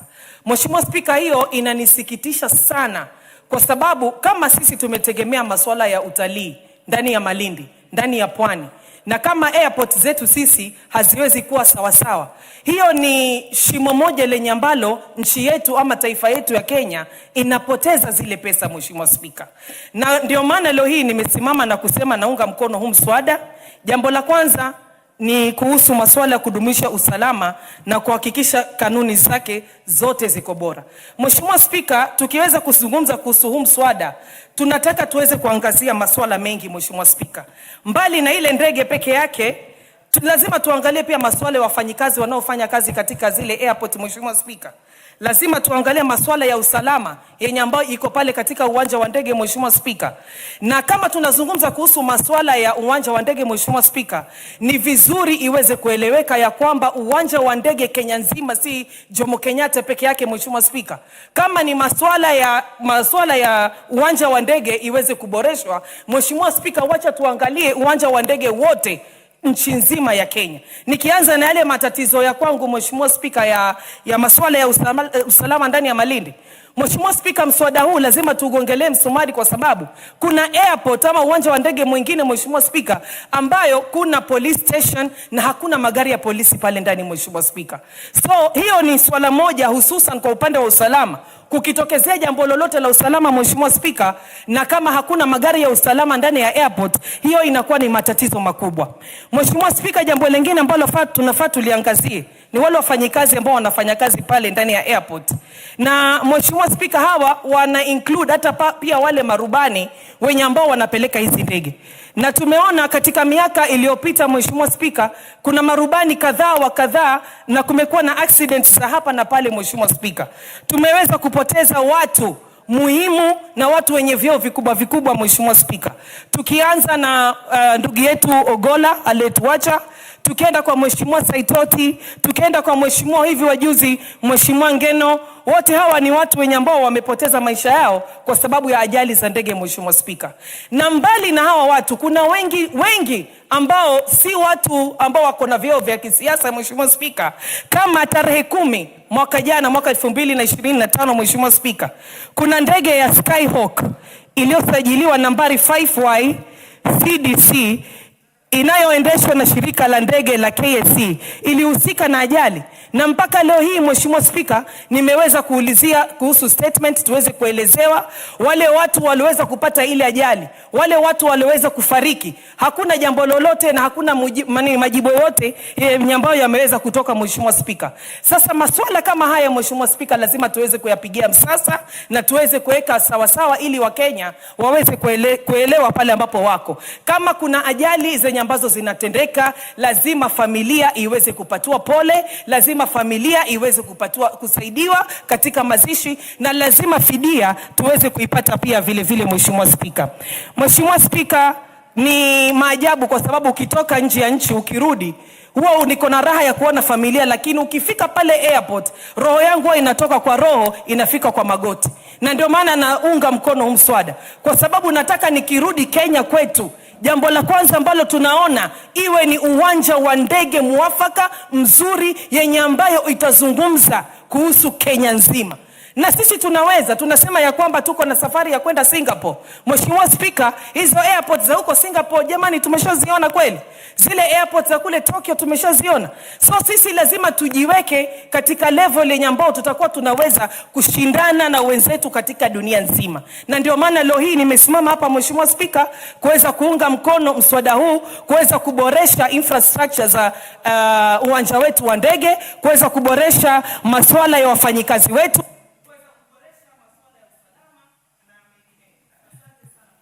The Honorable Beatrice Kemei, a Member of Parliament for Kericho County. Thank you, Honorable Speaker, for giving me this opportunity. And I want to start to support this very important motion by GK, Chairman, Departmental Committee on Transport and Infrastructure. Honorable Speaker, this is a very, very important motion on consideration of sessional paper number 6 of 2024, that is on the National Aviation Policy. Honorable Speaker, and when JK and our brother from Taita were talking about the first plane landing where, Dakoreti and wherever, I felt good. But at the same time, I'm like, the only planes that we can see in Kericho County is just what you've been coming with. We have never seen, but we have this airport that is coming up. Kerenga Airstrip, but I believe it will be an airport. But So, Kericho is so close to Kisumu. yes, it is so close, but now we want to be independent. You see, Kericho, Honorable Speaker, we have the tea plantations. So we really want to have this airport. And we also do a lot of horticulture. We also have the flowers. We have the beautiful women who want to travel across the board. We have business people around. So this sessional paper has come at a time when we are looking forward to having an airport in Kericho. So GK, thank you for bringing this one on board. And I know when we have this sessional paper, it is very important that many of our youth, and not only youth, even people of my age can be employed in the airport. So airport as aviation industry has created a lot of employment opportunities, skilled, semi-skilled, and unskilled labor. And Honorable Speaker, you can know the strength of a country. You can know the economic development of a country. You can also know the beauty of a country looking at the airports or the aviation industry that it has. So here in Kenya, JKIA is actually doing well. And I am happy, Honorable Speaker, that this National Infrastructure Fund that we passed the other day is going to improve our aviation, our airports, being the main one, JKIA among others, so that even Kisumu Airport makes my life very easy. In 30 minutes from Kisumu to Nairobi. So before you even say hello, you are in Nairobi from Kisumu. So if we can expand our airports and the airstrips, Honorable Speaker, life will be very easy. And I realize, Honorable Speaker, and it is not for those who have money at the moment. It is fair at the moment, at least with maybe 10,000 people can travel, can fly from one point to another. And Honorable Speaker, I want to encourage all of us in one way or another to let even our constituents go by air. And they will have a story to tell. Like even our parents. The day my mother came to Nairobi through Kisumu by air, that was the day even our pressure became stable. So it is very, very important. And we made sure that there is that picture. And she's telling everybody, I have reached Nairobi in 30 minutes. So, Honorable Speaker, we need to encourage our people to travel by air. We have so many tourists across the country, and domestic tourists are also encouraged to travel. However, Honorable Speaker, security is key, and how can we also minimize the accidents in our aviation industry? Because that one is what many people fear. So working around that point to make sure that we have the skilled and people, we have the skilled personnel for the industry is very, very important. And as I conclude, Honorable Speaker, we need to improve this aviation industry. It will also save lives. You will realize that people are airlifted from one point to another, maybe to get medical attention as fast as possible. So for GK and your team, I say thank you very much, and I am in support of this. And The Honorable Dorothy Ikiara.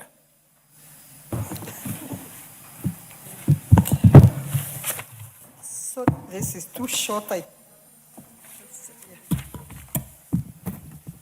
Thank you very much, Honorable Speaker. Honorable Speaker, I want to proudly laud this committee of the chairman, GK Karaoke, and his team for bringing in this particular session paper for consideration. Honorable Speaker, while seated here, I was feeling saddened. The reason, Honorable Speaker, is every member seated in this House has traveled far and wide. I bet, Honorable Speaker, that there is no single member of Parliament who has not had an opportunity of traveling to Europe or other African countries. And for this reason, Honorable Speaker, I want us to challenge ourselves and say, how do we feel when we travel to other airports and we come back to our country?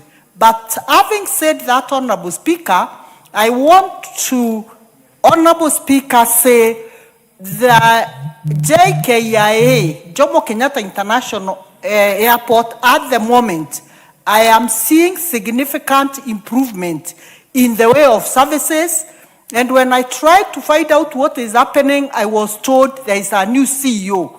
Honorable Speaker, I want to say, may that CEO, who is doing a commendable job, with the support of this House, do even a better job so that Kenya becomes attractive and our airport becomes an international hub. Honorable Speaker, I want to pick from the journey that we want to travel. His Excellency the President is very much committed to changing the face of this country. Honorable Speaker, the acceptance from some quarters has been wanting. But Honorable Speaker, I want to say, we cannot be sitting here and talking of going to Singapore when we don't have the relevant infrastructure in place to make us move. And Honorable Speaker, our airport, civil aviation, it is not a luxury. You know too well, Honorable Speaker, if we want to save hours, even working hours, and we have connectivity of airports across this nation, we will be able to recover so many wasted hours that government officers use traveling from one destination to the other. Honorable Speaker, as I speak and I support this session paper, Honorable Speaker, I want to tell the committee, in the consideration, because now we have the infrastructure fund, and I'm sure the airport will be at the mark of what we are going to start constructing. Honorable Speaker, let them consider that every distance, which is a distance of about 200 kilometers and above, there is an airport in place.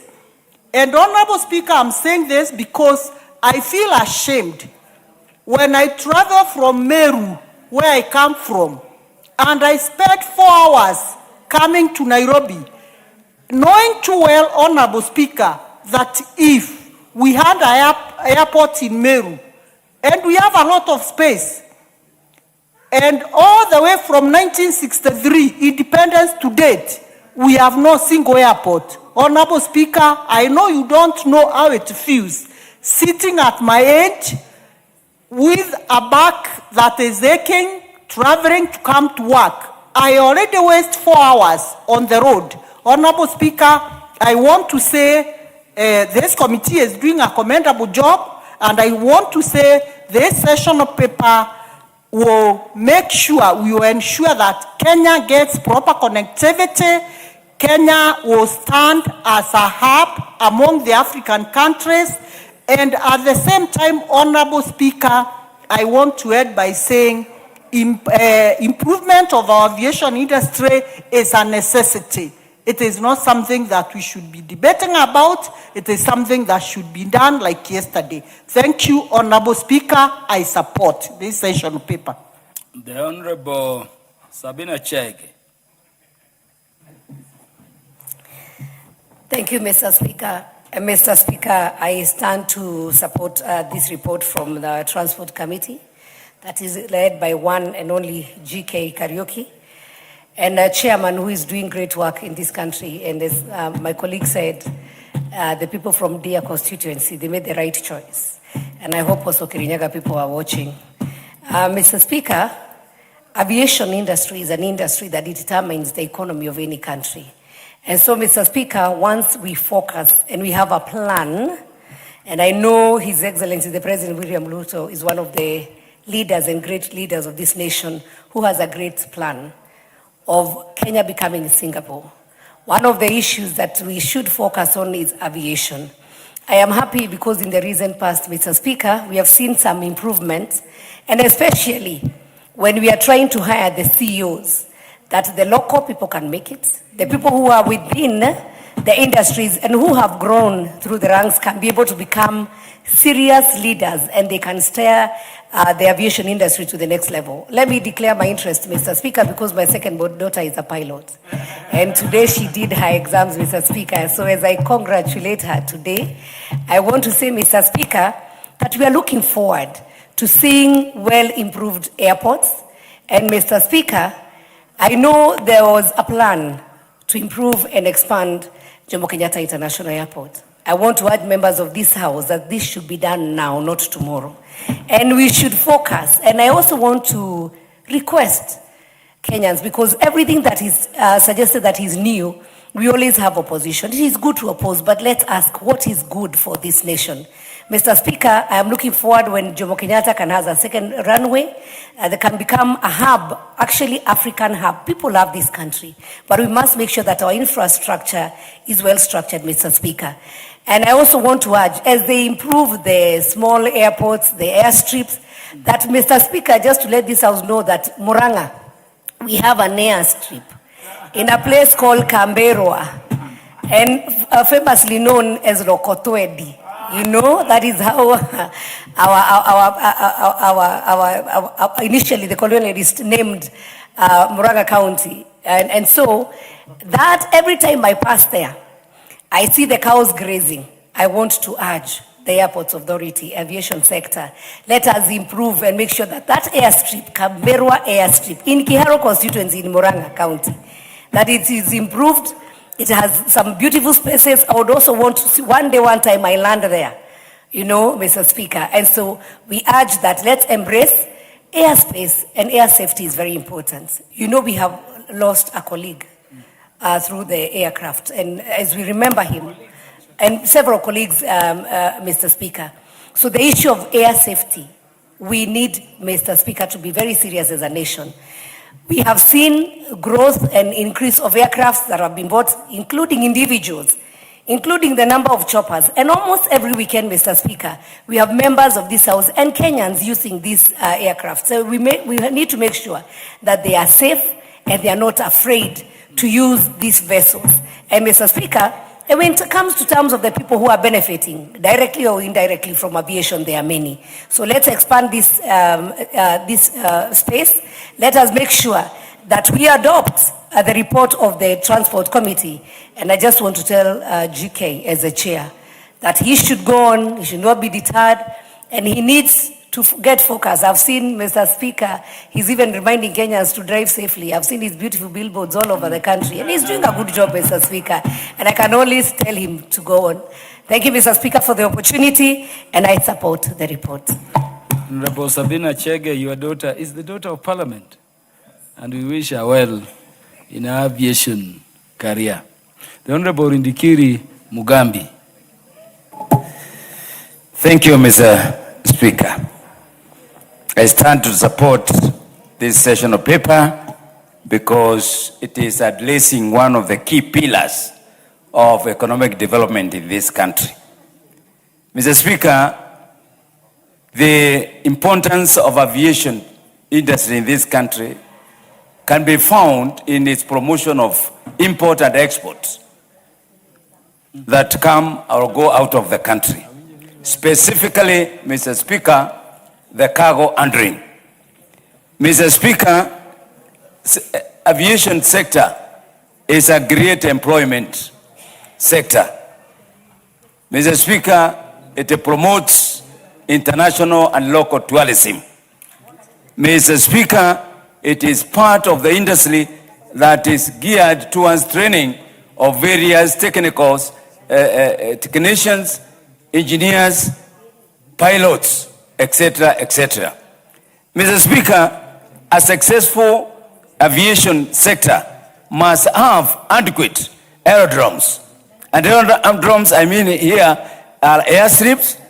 Mr. Speaker, we are talking about airports, Mr. Speaker, because if we don't have adequate and comfortable aerodromes, we will not be able to succeed in promoting the aviation sector in this country.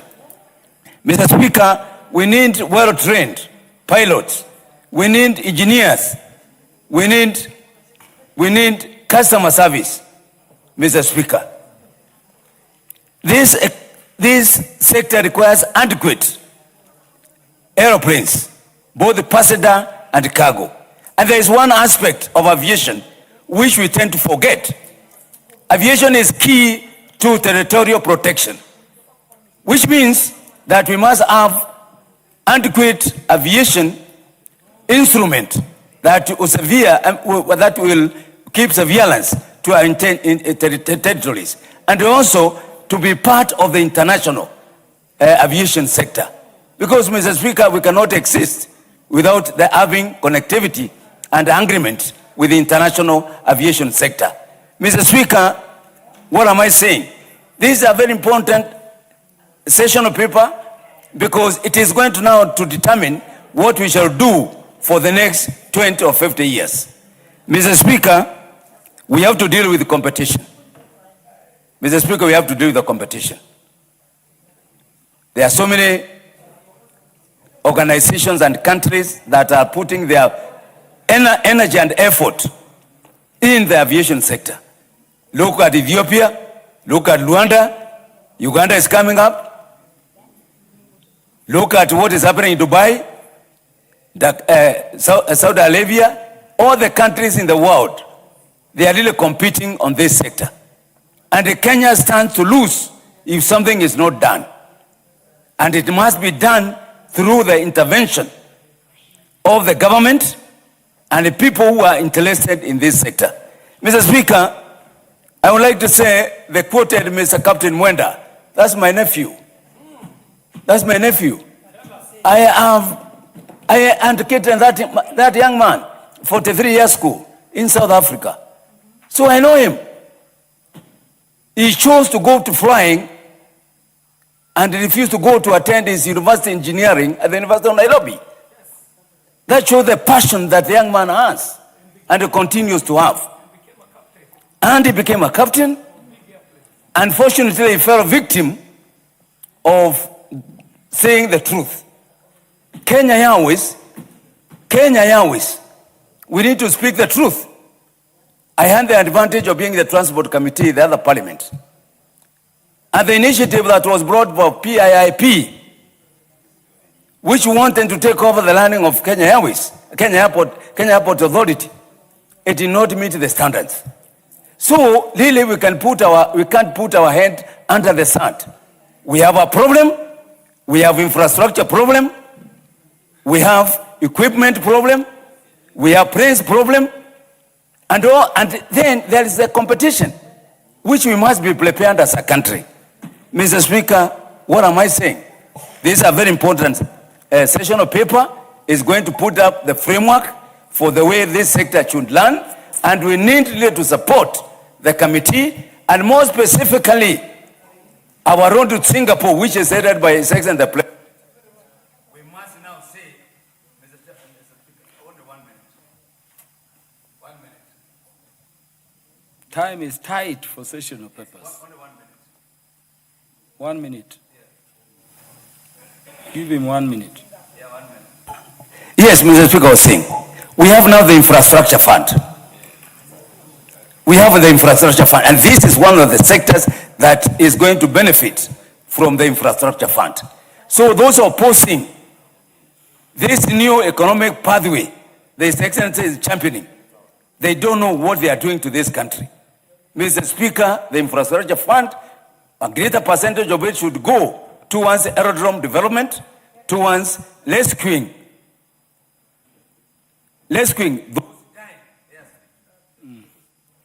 The Honorable Kibet Komingoi.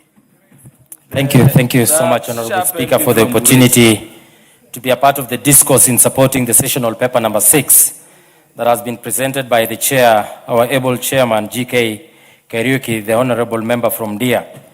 Chair, Honorable Speaker, we must come to terms with the things that this country needs to develop. One of the sectors that we believe as members of this House and as also responsible citizens of this nation is to be able to develop the infrastructure related to the aviation and aviation industry. I'm one of the believers, Honorable Speaker, that aviation industry is the second frontier after the roads and rail that are going to provide the creation of employment opportunities, the creation of opportunities for business, the creation also for interlinkages between our industries to be able to carry goods from our local airports and our international airports to the world, and to be able to bring out the things that are needed for the developing of this nation. This sessional paper, Honorable Speaker, as you may have noticed by the discussions that have gone, is to foster job creation and create wealth as part of an industry that is in this nation.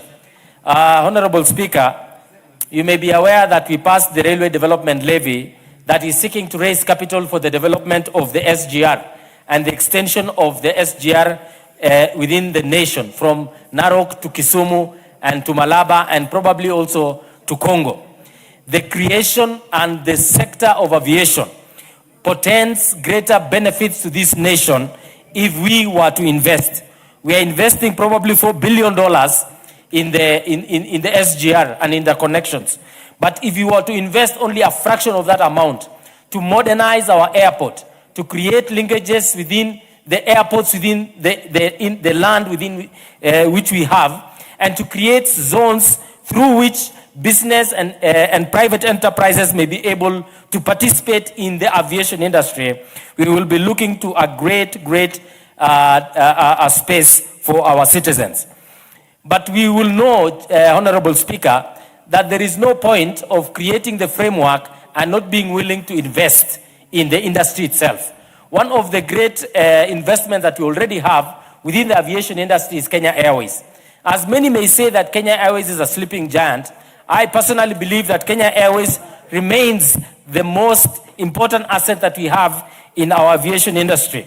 And as such, Kenya Airways must be supported for it to be able to deliver the economic benefits and the thoughts that we have around the aviation industry for us to be able to move on. Recently, Chair, you may be aware about the plans by the government, and we've been told about the modernization of JKIA. The thoughts around it also is to include a special economic zone within the Jomo Kenyatta International Airport for businesses to be able to interact with the other world and for goods to be able to come directly to our airport, and also that will provide an opportunity for the businesses that are undertaking exports within these zones that would have been provided so that we can be able to get the benefits of these special economic zones. Honorable Speaker, you may be able also to remember that there is no business that can stand by itself. The integration in infrastructure. I'm looking for a time whereby the railway will be up to the JKIA itself, or the buses will be able to be driven up to JKIA itself, for us to be able to evacuate the numbers that will be landing and those who will be going out, so that we improve the velocity both of goods and the labor within the airports to be able to present what we are calling the investment opportunities within the airport. Look at even what we've called out to be the safety in our skies or the accidents that do happen. Chair, Honorable Speaker, you may be aware that when an accident happens or incidences happens, we need to bring in people from outside the country to be able to come and investigate. How about if we transform by this sessional paper and create a legal framework through which Kenya will be able to provide these services to the world, such that we will be able to do in the accident investigation and create job opportunities for our people. KQ and together with the Kenya Civil Authority have opportunities for training. How about if we implement these things so that we can be able to export labor, either in pilots or engineers or even in attendants, to be able to create these things. One thing, therefore, that remains is true, that we must be able to look at this sector holistically,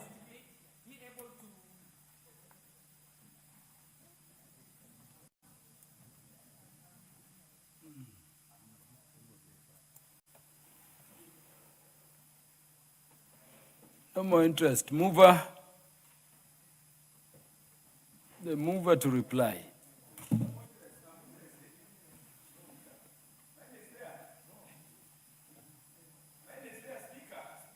Mover. Thank you, Honorable Speaker. I was waiting for the mic. Honorable Speaker, I want to appreciate the contributions made by members as I rise to reply. Honorable Speaker, as you have heard, many members have given very good contributions. I want to thank honorable members, Honorable KJ, Honorable Beatrice, Honorable Kitayama, Honorable Anjiro Shege, Honorable members for the committee. We have Honorable Kirago Shege and Honorable Komingoi, Honorable Moridania, thank you. I may not be able to remember all of them. I can see my friend here, my friends over there. Thank you for your good contributions. And Honorable Speaker, it helps enrich our deliberations as a committee. Honorable Speaker, lastly, I want to thank the members of Transport and Infrastructure Committee because this is not my document, this is their document. We did a retreat and we came up with a document that helps form the framework for the aviation sector. I have had a few members mention JKIA. Honorable Speaker, last week we had a retreat with the Cabinet Secretary, Honorable Davis Chiu in Mombasa, where he presented to the committee the plan, the master plan for JKIA.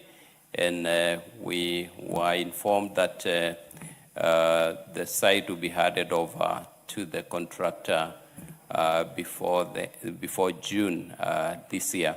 And Honorable Speaker, the expansion, rehabilitation of JKIA will greatly increase air traffic at our hub, that's JKIA, and will help accelerate activities in the aviation sector.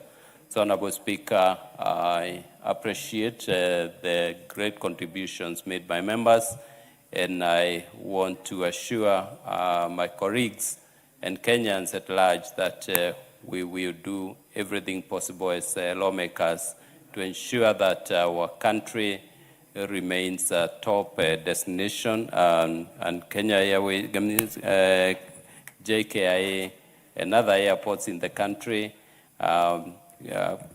put in the right state, so that we can have a safe infrastructure for the aviation sector. It is said that one of the challenges or characteristics of developing economies is infrastructure that is not world class. But I believe Kenya, under the leadership of President William Ruto, is moving towards the right direction. The bill we passed the other day, National Infrastructure Fund, will greatly help address the challenges we have in the country as far as infrastructure is concerned. And Kenya, I want to believe, Honorable Speaker, in the next few years will be one of the best countries in terms of infrastructure, not just in aviation, but also in other areas, railway, road transport, sea transport, and air transport. So we are doing well, Honorable Speaker. We, as a committee, are giving good support to the ministry and to the country, and we have every reason to be happy about the future of this country. We need to be hopeful, and we need to be patriotic, and when great projects, big projects are initiated, so that we move this country forward and we help improve our socio-economic, accelerate our socio-economic development. Thank you, Honorable Speaker, and I beg to reply. Thank you. Thank you, Chair. Chair, the rebuild of Jomo Kenyatta International Airport, which is planned by the current administration, if it were to complete, will make President Ruto the greatest Kenya has ever had. So I'm grateful for the support the committee and parliament is giving that endeavor.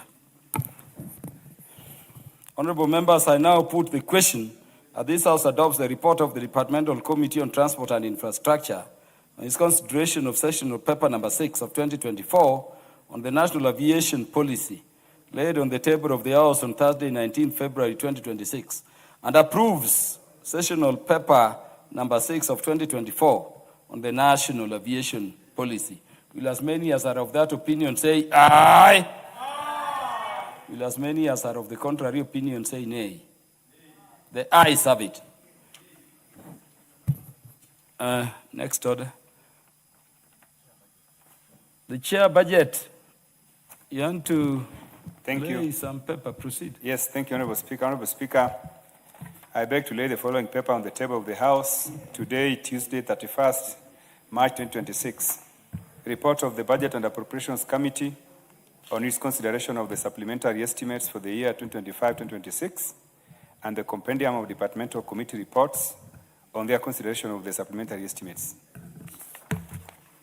Thank you, Honorable Speaker. I'm waiting for you to lay the papers.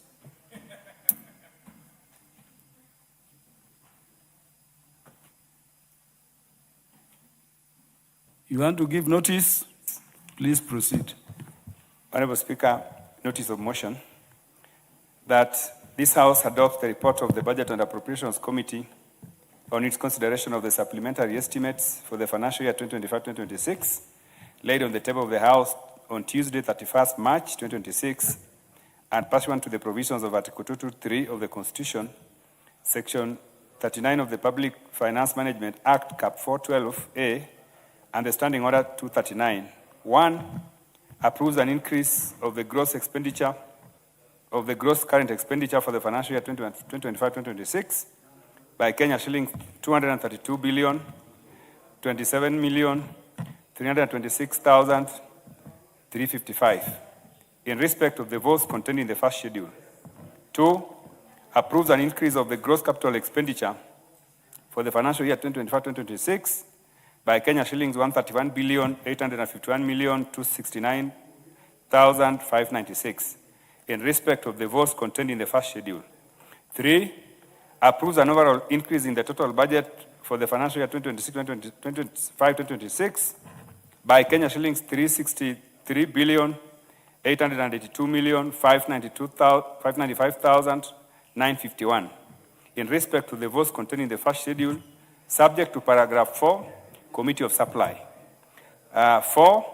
Resolves that the schedules form the basis for the introduction of the Supplementary Appropriation Bill 2026. And 5. Orders that the Speaker do now leave the chair to facilitate the consideration of the said budget estimates with respect to each vote and program in the Committee of Supply as templated under Standing Order 240, consideration of supplementary estimates in the Committee of Supply. Honorable Speaker, I thank you. Next order. Shughuli ya 11. Hoja. Ukaguzi kwa asasi zisizo huru kikamilifu za Jumuiya ya Afrika Mashariki na ushoroba wa kati katika Jamhuri ya Muungano wa Tanzania.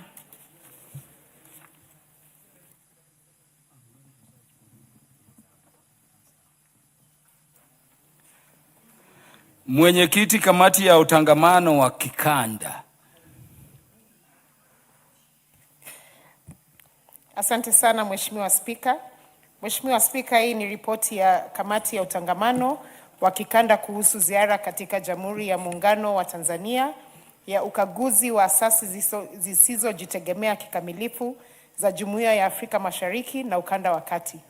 Mheshimiwa Spika, naomba kupendekeza kwamba bunge hili lidhinishe ripoti ya kamati ya utangamano wa kikanda kuhusu ziara katika Jamhuri ya Muungano wa Tanzania ya ukaguzi wa asasi zisizojitegemea kikamilifu za Jumuiya ya Afrika Mashariki na Ukanda wa Kati iliyowasilishwa mezani tarehe 9 mwezi wa 4 2025.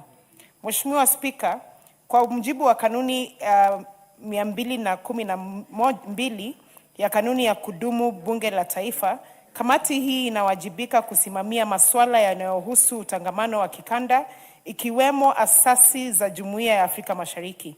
Ni katika kutekeleza wajibu huu wa kikatiba na kibunge ndiposa kamati ilifanya ziara ya ukaguzi kuanzia tarehe 24 hadi 29 mwezi wa 3 2025, na kamati ilizuru ya kwamba: moja, Tume ya Kiswahili ya Afrika Mashariki huko Zanzibar, na pili, ubalozi wa Kenya ulioko jijini Dar es Salaam. Mheshimiwa Spika, kusudi la ziara hiyo ilikuwa wazi. Ya kwanza ikiwa kuwafahamisha wanachama kazi ya asasi ya Jumuiya ya Afrika Mashariki. Ya pili, kutoa fursa kwa wanachama kutangamana na kubadilisha tajiriba na wenzao kutoka nchi nyingine wanachama kati ya Jumuiya ya Afrika Mashariki. Na la tatu, kubaini iwapo ajenda ya utangamano inaendelea yakini wala sio ufasaha tu. Matokeo muhimu kutokana na haya, Mheshimiwa Spika, yalikuwa kama maendeleo katika ukuzaji wa Kiswahili kama lugha rasmi ya Jumuiya ya Afrika Mashariki, ukuzaji wa mipango ya mafunzo katika nchi wanachama na Jumuiya ya Afrika Mashariki, kutafsiriwa kwa hati na stakabadhi muhimu za Jumuiya ya Afrika Mashariki, na maandamisho katika kanda ya siku za Kiswahili duniani.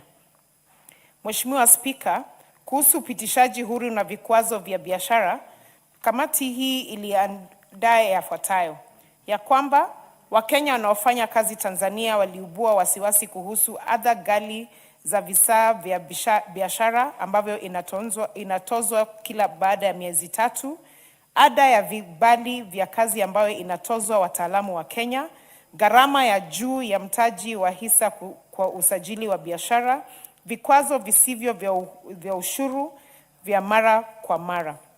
Mheshimiwa Spika, yaliyogunduliwa na kamati letu ni kwamba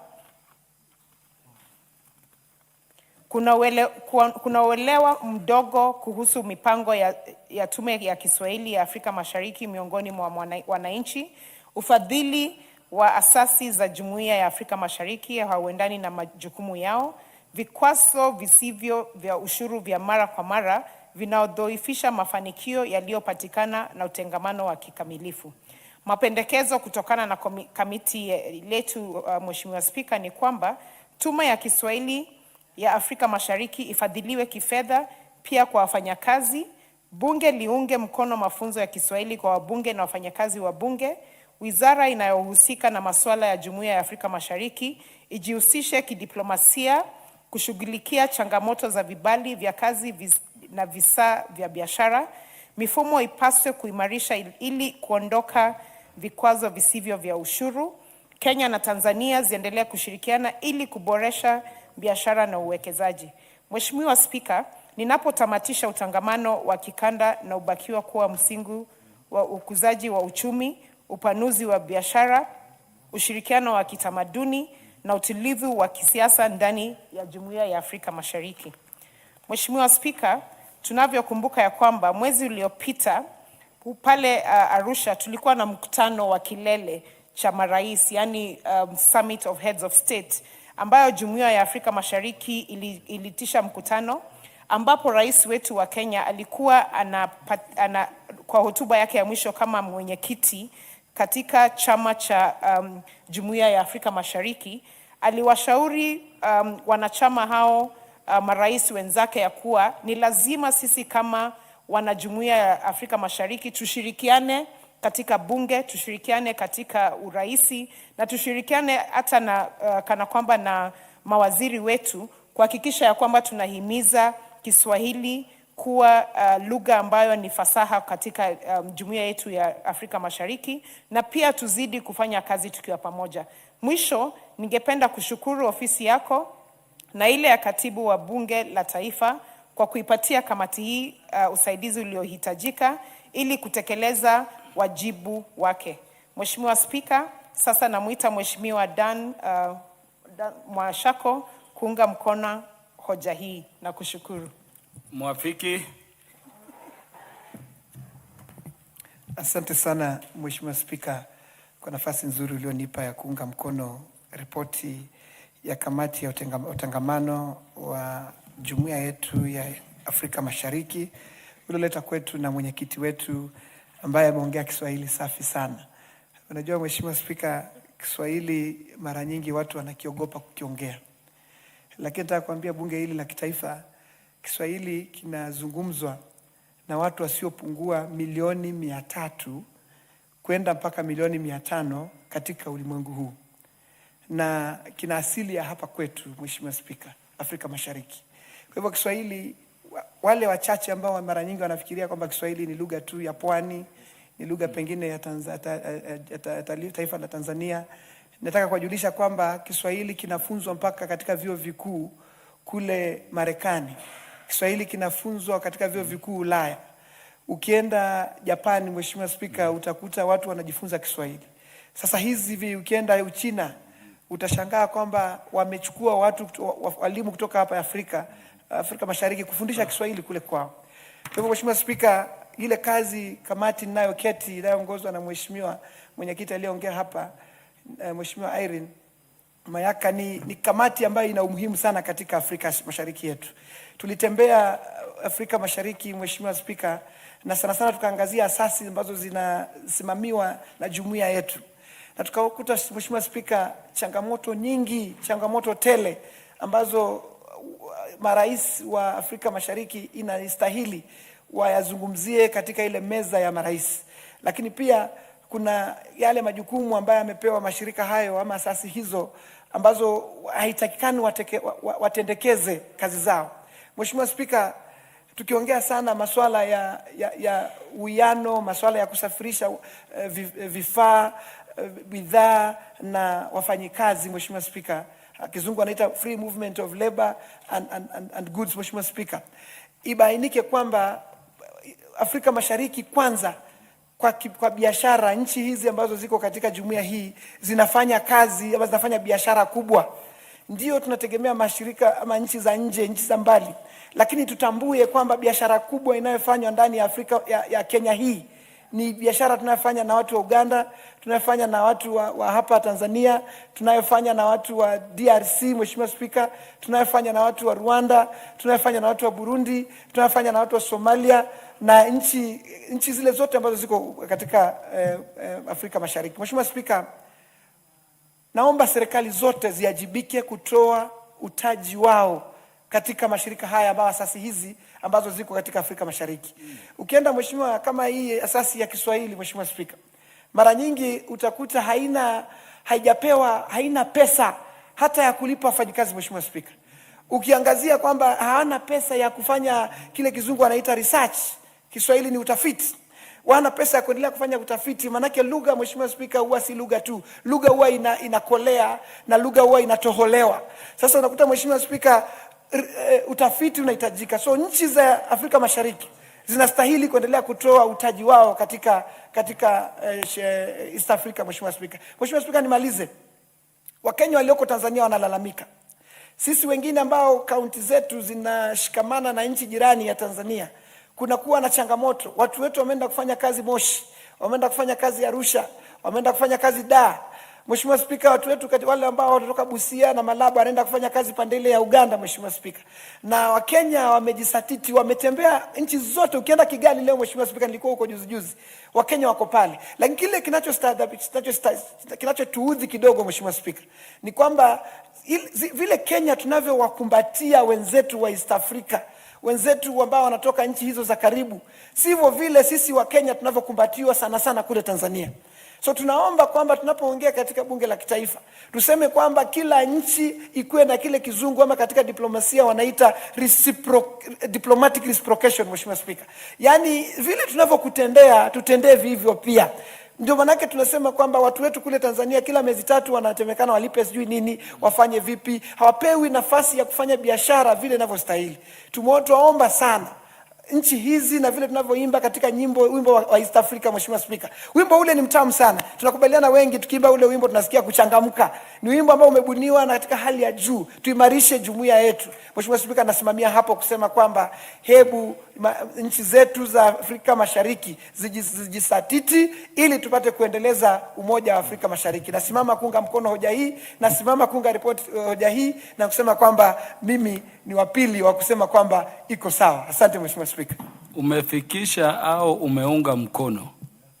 We ni mwafiki. Ya sofikisha. Mheshimiwa Speaker, asante, nimeafikisha. Asante.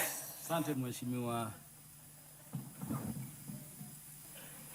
Asante Mheshimiwa Mwashako. Waheshimiwa wabunge, ni wakati wa kutoa hoja ijadiliwe kwamba Bunge la Taifa liridhie ripoti ya kamati ya utangamano wa kikanda kuhusu ziara ya ukaguzi kwa taasisi zisizo huru kikamilifu za Jumuiya ya Afrika Mashariki na ushoroba wa kati katika Jamhuri ya Muungano wa Tanzania, iliyowasilishwa kwenye meza ya Bunge Jumatano tarehe 9 Aprili mwaka wa 2025.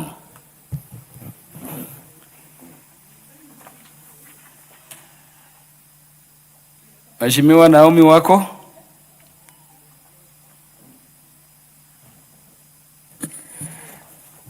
Asante sana Mheshimiwa Speaker kwa kunipa nafasi hii, lakini baada ya Mheshimiwa kuongea naona hiyo Kiswahili yangu ina float kabisa. Ningetaka kupongeza mwenyekiti wa kamati hiyo kwa kupeana hiyo ripoti nzuri na akaifanya kwa njia ambayo inafaa. Mheshimiwa Speaker, utangamano wa kikanda sio wazo dhahania la kidiplomasia. Mheshimiwa Speaker, ninajua ya kwamba hii kamati wamekalia hii, wameangalia na wamefanya ripoti yao ambao inasaidia. Na kwa ripoti ambao tumepewa inaonyesha ya kwamba kwa majibu wa kanuni ya 212 ya kanuni za kudumu za Bunge la Taifa, kamati hii inawajibika kusimamia masuala yanayohusu utangamano wa kikanda ikiwemo asasi za Jumuiya ya Afrika Mashariki. Na tunajua ya kwamba ni jukumu letu kuonyesha ya kwamba tunashughulikia mambo ya Afrika, Jumuiya ya Kiafrika. Ona Mheshimiwa Speaker, ningetaka tu kusema ya kwamba mimi nina unda mkono.